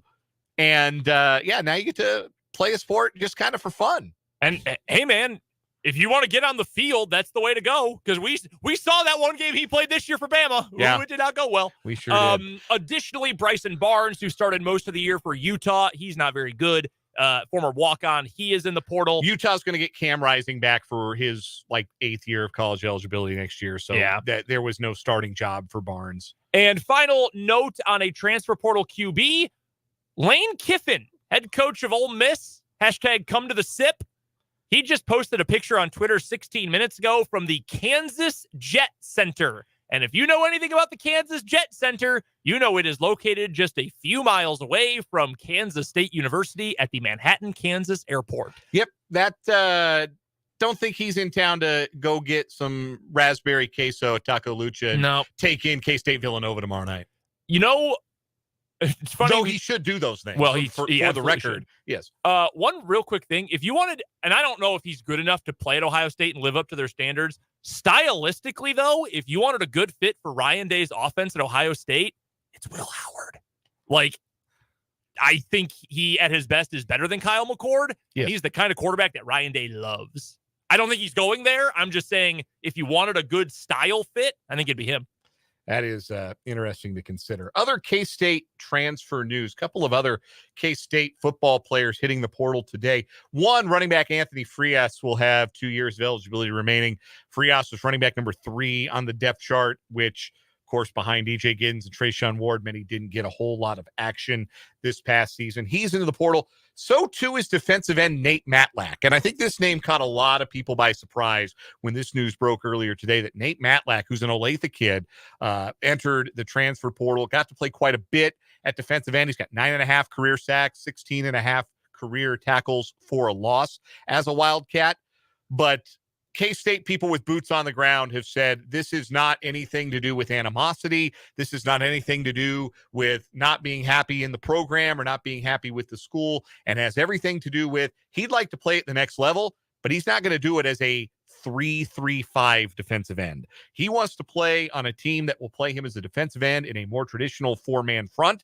That was the defense he committed to at K-State. Joe Klanderman has since switched to the 3-3-5 pretty much exclusively. So it's not a scheme fit for Nate Matlack, and that is why he is choosing to transfer. So that is the news. I know anytime like a relatively high-profile guy leaves a program, you have questions like, well, why is he leaving? He was going to play a lot next year. Well, it's just not the fit schematically for the player he has aspirations of being. So you wish Nate Matlack well. I know he is K-State all the way through. His parents, I read today, met at K-State, just K-State through and through. His brother works for the football program. Would you consider moving even a little bit closer to your hometown of Olathe, Kansas, Nate Matlack, and playing in Crimson and Blue for a year? Just a thought. I think he's a really good player, playing out of position the last couple of years. I would happily welcome him to KU, but I have a feeling that probably won't happen. Also, speaking of Kansas, real quick, by the way, tight end Will Huggins entered the portal today. Yes. Not really a surprise. Even with Mason Fairchild graduating, Huggins, native of Lenexa, went to Shawnee Mission South. Just still behind at least 2 other guys on the depth chart in Trevor Cardell and Jared Casey, possibly Tavita Noah as well. Just a pretty crowded room. So Will Huggins transferring from KU. All right. First headline for me today. Let's get to the AP Top 25 men's and women's college basketball polls. KU men up to number 2 in the top 25. Of course, had the marquee win at home over the defending national champion UConn Huskies on Friday night. So KU moves up 3 spots to number 2. They have 1 of the 63 first place votes. Arizona is your new number 1. In case you missed it, it was a jam-packed sports weekend, and you might have. Purdue lost to Northwestern on Saturday. Yeah, it was awesome. Purdue. Boo Buie, Yes. college basketball legend. You don't like Boo Buie, you don't like college basketball. That's just the way it is. So Purdue lost their conference opener on Saturday. So Purdue dropped out of the top spot. Arizona, receiving 59 of the 63 first place votes, is the new number one. Kansas 2, Houston 3. Houston actually got 3 first place votes compared to Kansas's 1. Purdue and UConn round out the top 5. Baylor, Gonzaga, Marquette, North Carolina, and Creighton are the rest of your top 10. It gets a little colorful after that. Florida Atlantic 11th, Texas 12th, unbeaten Colorado State 13th, BYU 14th in the country. They were picked 13th in the Big 12. Man, I thought Mark Pope might get fired this year. They are crushing people. Like, they are a metrics darling early in the season. They are ranked 14th in the country. Miami has dropped to number 15. I think they lost to Notre Dame on Saturday, it was?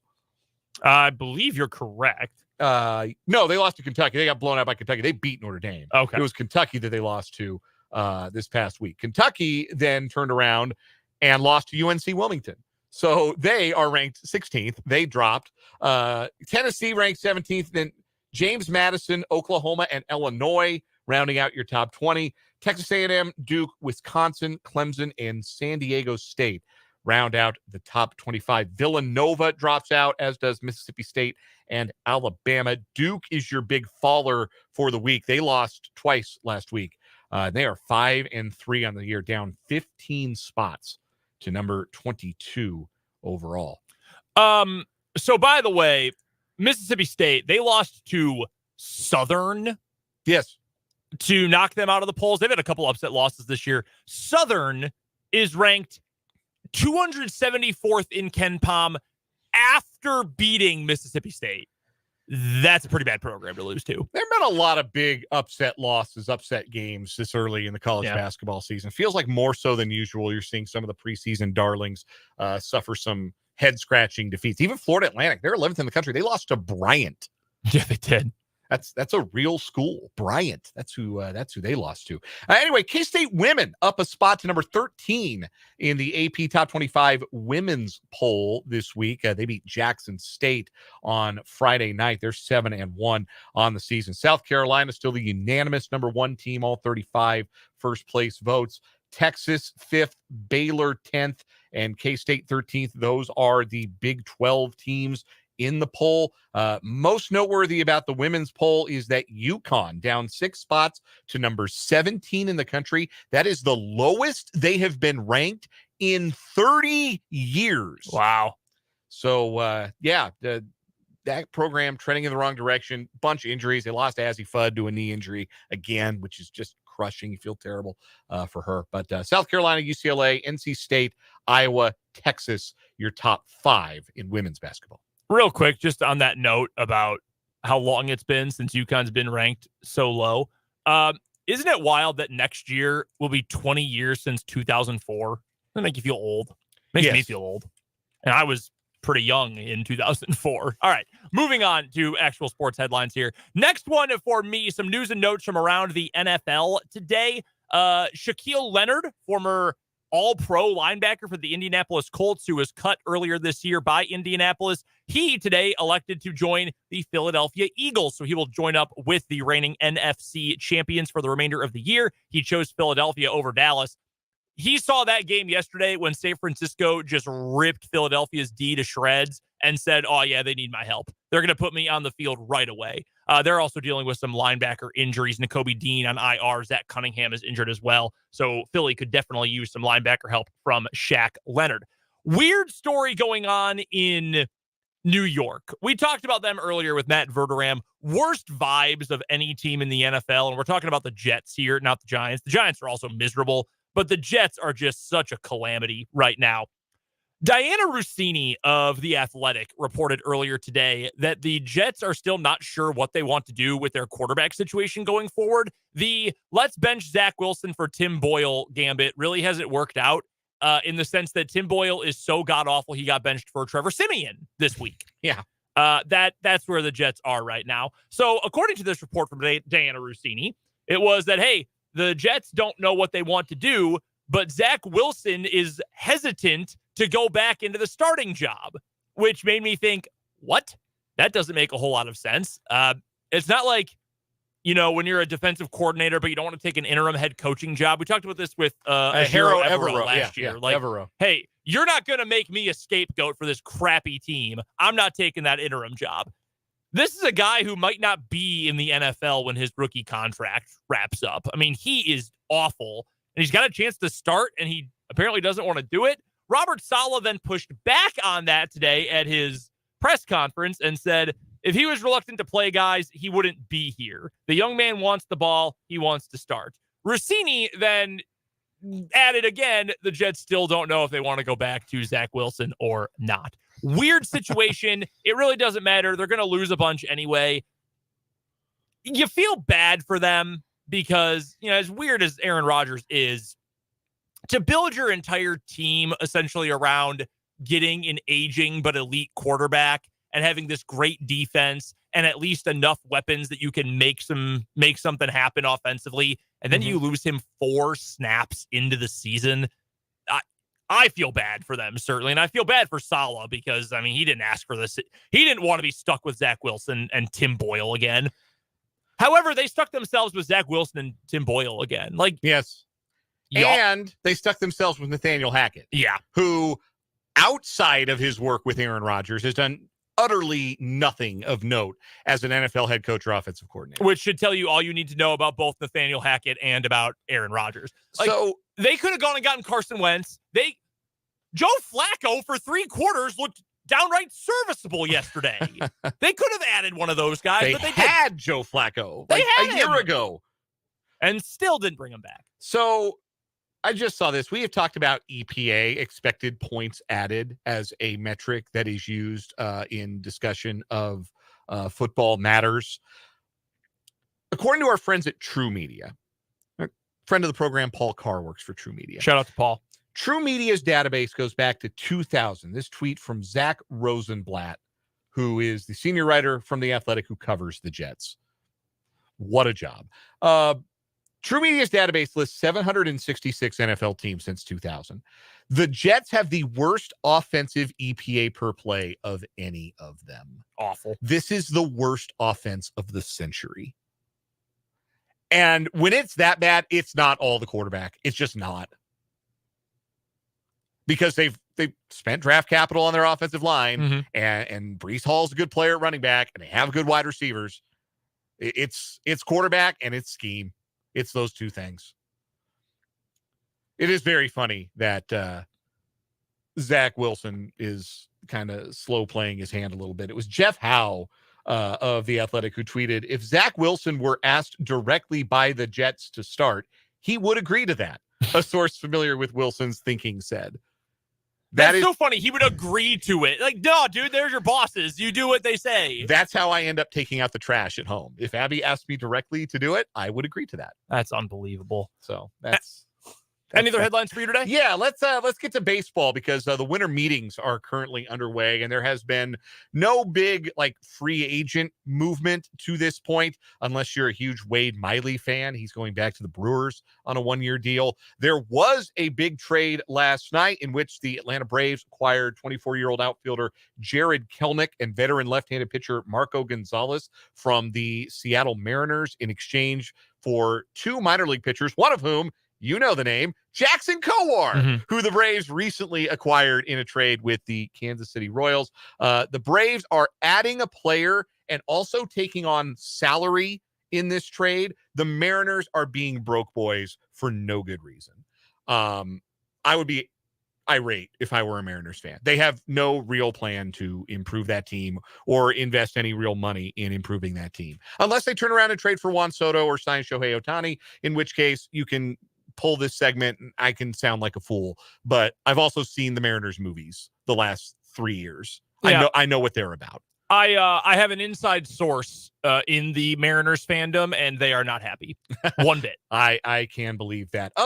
One other baseball note to get to: the Veterans Committee of Voters for the Baseball Hall of Fame announced their class of contributors this year. It was modern era contributors, executives, managers, and umpires who were voted on by the Veterans Committee this year. And this year, one person was voted in on 15 of the 16 ballots. It is former Major League manager Jim Leland. Everywhere Jim Leland went, with one exception, he was a winner. He guided the Pirates to 3 straight division championships from 1990 to 1992. He won the World Series, his only championship, as the manager of the Marlins in 1997. Also guided the Detroit Tigers to a pair of pennants in 2006, and also in 2012.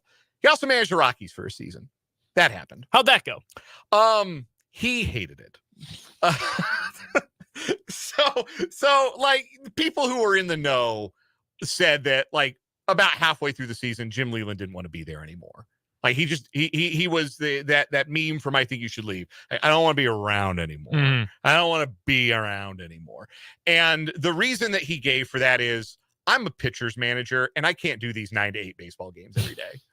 That was basically his like, pre-Humidor Coors Field was not satisfactory baseball to Jim Leland. And in retrospect, yeah, I kind of understand where he was coming from.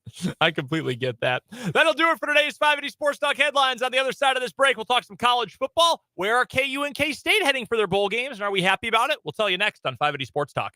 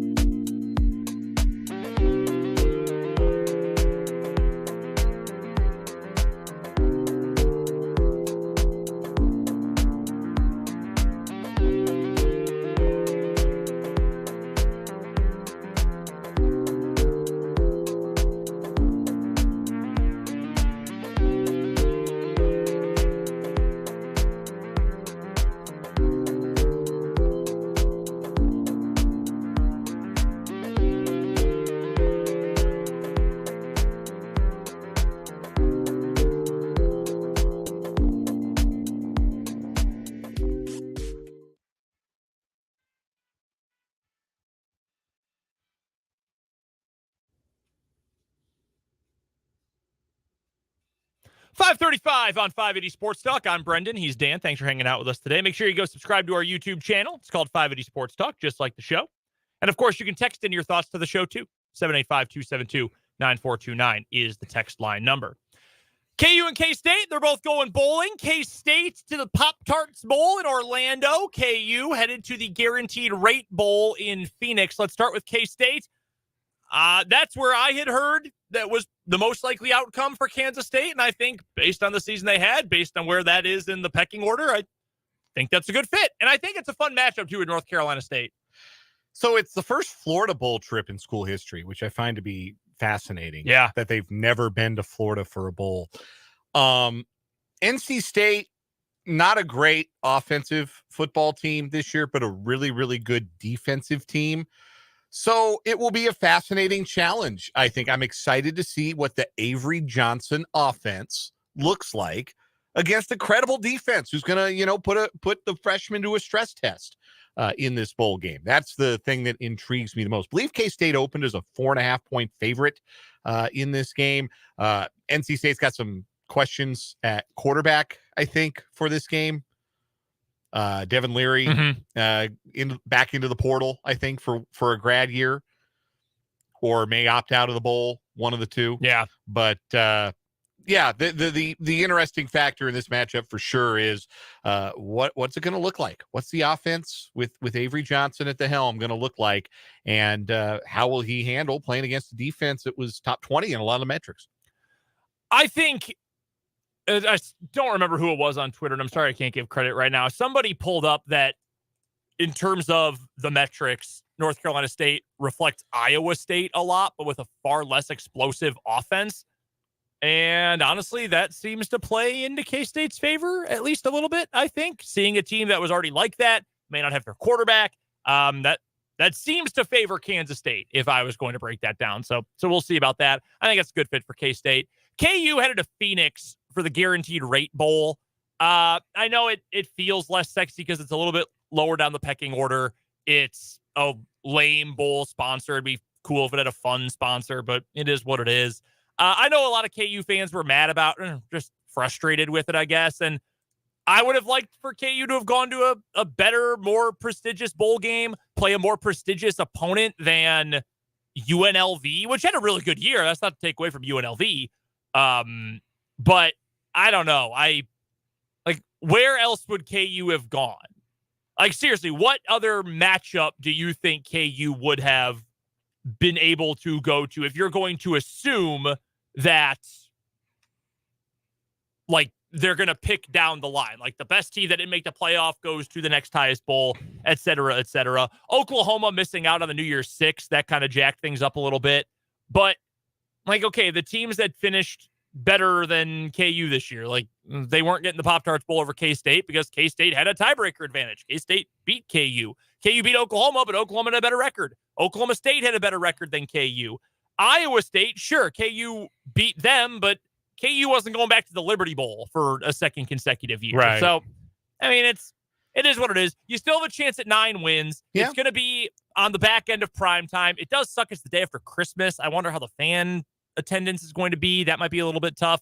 But, hey, you got a chance at 9 wins with a winnable bowl game. I'm not going to complain. UNLV is really fun to watch. Like, their offense has been a lot of fun this year. Their quarterback hit the portal today, Jordan Maivia. So that is Maava, I believe it is. That's been disputed. Really? Yeah. And in fact, I believe, because I know that was on 3 that reported that originally. Brad Odom, who is the director of player personnel for UNLV, and I assume the brother of Coach Barry Odom, maybe son, I don't know.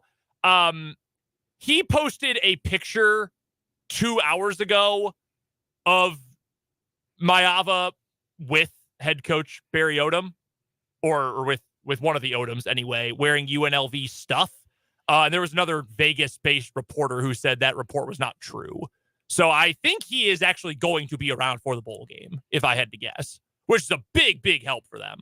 Also, their offensive coordinator, Brendan Marion, whose name has come up for a bunch of head coaching jobs so far this year, he was considered the favorite to get the UTEP job. That went elsewhere. He did not end up getting that job. So if he's around too, it's a winnable game for KU, but it's not a walkover game either. It's not a walkover. KU, I believe, an 11.5-point favorite where that line opened up, but it's bowl games. You never know. Those things are going to move and fluctuate. There'll be opt-outs and things like that. But, like, UNLV is objectively like a fun team to watch, even though they kind of struggled down the stretch. They got blown out in the Mountain West Championship game. Their offense is really fun to watch, and there could be a lot of points. A lot of points. in this particular matchup. One thing I got to go back and correct before we hit a break here. It was MJ Morris, the quarterback at NC State, that hit the portal. He had started some games, but then he said he wanted to keep his red shirt. And so they put Brennan Armstrong back in once he got healthy. And Brennan Armstrong, who came in from Virginia as a transfer portal player, he started down the stretch. I don't know if he's going to opt out. I don't think he's very good, so I don't know if there's much of a NFL future for him. So he Devin Leary ended up at Kentucky. Devin Leary was last year's NC State quarterback. I got those wires crossed. The intern responsible for feeding me the information has been fired. Any other bowl matchups that stood out that you're especially excited for? Be honest with you, I was so consumed by rage in regards to what the college football playoff committee did to Florida State that I didn't pay much attention to the bowl reveals, to be completely honest with you. There are going to be certainly some fun ones, some games that could be really high scoring. And I think UCF Georgia Tech is kind of, I don't know what bowl that is, but I'm just looking at like the games here. UCF Georgia Tech, I think could be pretty entertaining in terms of a lot of points. That's the Union Home Mortgage Gasparilla Bowl. Love the Gasparilla Bowl. That's Tampa. Yes. Yeah, that's in Tampa. I also think that Arizona, Oklahoma, that's the Alamo, right? Yeah, that's my number one. I think that game is going to be a blast. Yeah. Although without Gabriel there, I wonder what Jackson Arnold will. I mean, he'll get we'll close get to a month of number one reps. Yeah, Oklahoma kind of in the same boat as Kansas State, right? We get a look. Yeah, we get to see. No, that's going to be a lot of fun. That was my number one that I'm most looking forward to. We've got to get to a timeout. On the other side of this break, we'll get you some final thoughts on Chiefs, Packers, and the rest of the NFL weekend. That's coming up on 580 Sports Talk.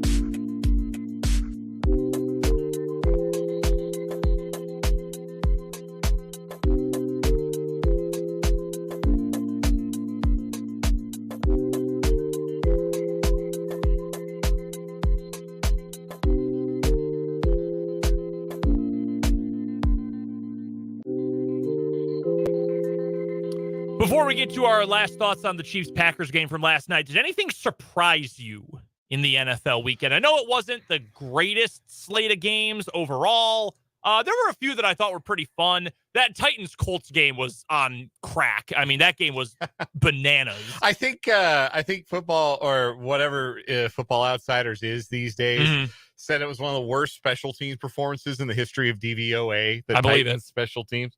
I believe that for sure. The Lions-Saints shouldn't have been a good game, but the Lions let the Saints crawl back into that one late. Texans versus Broncos was one of the better games of the weekend. But yeah, not a lot of great football for the most part. We have not mentioned Chargers 6, Patriots nothing on the program yet. I want everybody involved with that game jailed. Yeah. Here's the funny thing. The Chargers covered the spread. Yeah, they did. They were 5.5-point favorites. It dropped as low as 4.5 before kickoff at DraftKings. And I thought, man, really? That Patriot team is so bad. That was 3-0 for much of the game. And I thought, oh, I get it. I see why this line stayed where it did. And I was certain the Chargers were not going to cover that in the end. Finally, they did. The Chargers ran the ball 24 times for 29 yards. And Justin Herbert threw 37 passes for 212 yards. It's just abominable. Like Staley is the most fired man in America. He really, there are other coaches who are certainly going to get canned, but no one is more already fired than Brandon Staley. Tell you, had a hell of a game though. J.K. Scott, 7 of his 8 punts inside the 20. Wow. And that was in New England too. So that was in cold weather. Wow. Yeah. He's really grown up as a player. When he played for Green Bay, he was awesome from September through October. Then the calendar would turn to November, December, and he turned into a pumpkin. He was so bad in the cold. So good for him. I want everybody involved with that game tried at The Hague. Same for Falcons-Jets, by the way. That game had a few more points. What a miserable, pathetic football game. I know we talked about it during headlines with the Zach Wilson thing, but good God, have some dignity, both of your teams. I guess if there's anything that was a surprise, and I picked the 49ers to beat the Eagles on the show, and I said, I just don't know how much steam the Eagles are going to have for this game, given the emotions of the last two, the closeness of their last two games. They got 2 other big ones coming out. They got the Cowboys Sunday night, which is a massive game now. And I just didn't think the Eagles had maybe the emotional bandwidth to beat the 49ers. I think the 49ers would do them like that. I think the 49ers put up 42. Crushed them. And it does raise some questions about the Eagles defense. And it does show you that as long as everything goes absolutely right for the 49ers, they don't have to deal with injuries. They don't fall way behind in a game. They don't have to chase a deficit into the second half. They're a machine. As long as they can follow their blueprint, they're the best team in football. The question is, are they going to be able to do that when things like injuries happen? Because we saw what it looked like when they got guys dinged up. They lost 3 straight games. What does it look like if they're having to chase a game in the fourth quarter? Can they rally? Can they come back and beat somebody? Although, it's also a testament to them that nobody's been able to put them in a hole when they've been healthy and at full strength. By the way, Brock Purdy is now the betting favorite to win the MVP. Yeah, I was going to He's not even the MVP on his own team, man. It's not the Davey O'Brien trophy. Give the MVP to a running back or a wide receiver. It can be done. It can be done. I came to this personal revelation yesterday at the end of that game. The race is over. I think Brock Purdy's your MVP. Wow. Until that game, still thought, I loved your idea with McCaffrey, and he was great yesterday. I thought Dak had been phenomenal recently, and that was going to give him momentum. I think it is going to be Brock Purdy unless he completely, what's his pants between now and the end of the season. He is, EPA, he's blowing everyone out of the water. The numbers have him there. His team is winning a bunch. He's got good counting stats, doesn't turn it over. I think he's going to end up winning it, which is crazy. By the way, and we will get to the Chiefs, I promise you. This is just breaking, though. Don't look at your screen. Did you see who the Heisman finalists are? Yes, I did. Oh, okay, well, never mind. You can look at your screen again. Your Heisman finalists, Marvin Harrison Jr. from Ohio State, Jaden Daniels at LSU, Bo Nix at Oregon, Michael Penix at Washington. Who's it going to be? I think it'll be Jaden Daniels. I don't think that, Nix lost the conference championship game, and Penix, he played real well. Like he looked great. If he had played that way from October through the final game of the regular season, it would be his award, but he didn't. So I think they're going to give it to Jaden Daniels. I really do. I think so too. I mean, Nick's lost the two most important games of the year. Yeah. Lost to Washington twice, and Penix struggled a little bit. They're not giving it to another wide receiver with this many good quarterbacks. I think it'll be Daniels too. What a freaking year for Jaden Daniels. All right, biggest takeaway from Chiefs Packers. That the Chiefs are merely very good instead of inevitable. And you just kind of have to adjust your game by game expectations for what it's going to be for the Chiefs, that they are not so great that they can afford to make mistakes and still win. They've got to play clean football games. It is a must now. They used to be able to beat you if they made a couple of mistakes. They could shake it off if they killed a drive with a bad penalty in the red zone. They just don't have that this year. They are not good enough to overcome beating themselves. And they have got to play near flawless football to be the best version of themselves.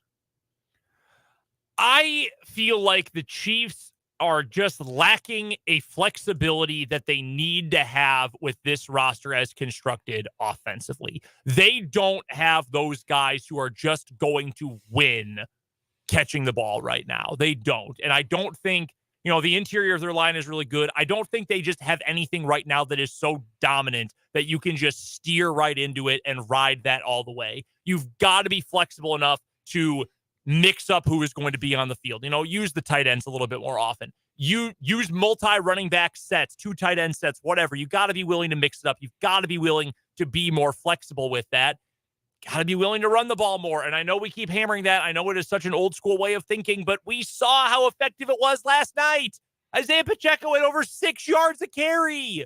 6 yards a carry. And they didn't even get him to 20 touches or to 20 carries for the game. I mean, you just have to be willing to bend a little bit with your constraints, with your self-imposed restrictions on what you want your offense to be. You're never going to go all the way into, true I formation, 7-step drop kind of offense with this team, but you've got to be able to bend a little bit because you don't have a bunch of dudes on the outside who are just going to win. Hell, even you want to go back to Super Bowl 54, Sammy Watkins was hardly anywhere close to a number one at that point. But you know what he did in the biggest moment of the Super Bowl? He won. He beat Richard Sherman on a deep ball. Who's doing that on this team? You don't have anyone, so you've got to be willing to be flexible with it. The Packers were with their strategy when the Chiefs got banged up on defense. They were willing to be flexible with it. The Chiefs weren't. I think that's one of the biggest reasons why that game unfolded the way it did. Let's get to one final timeout. We'll wrap things up with the final word on the other side of this break here on 580 Sports Talk.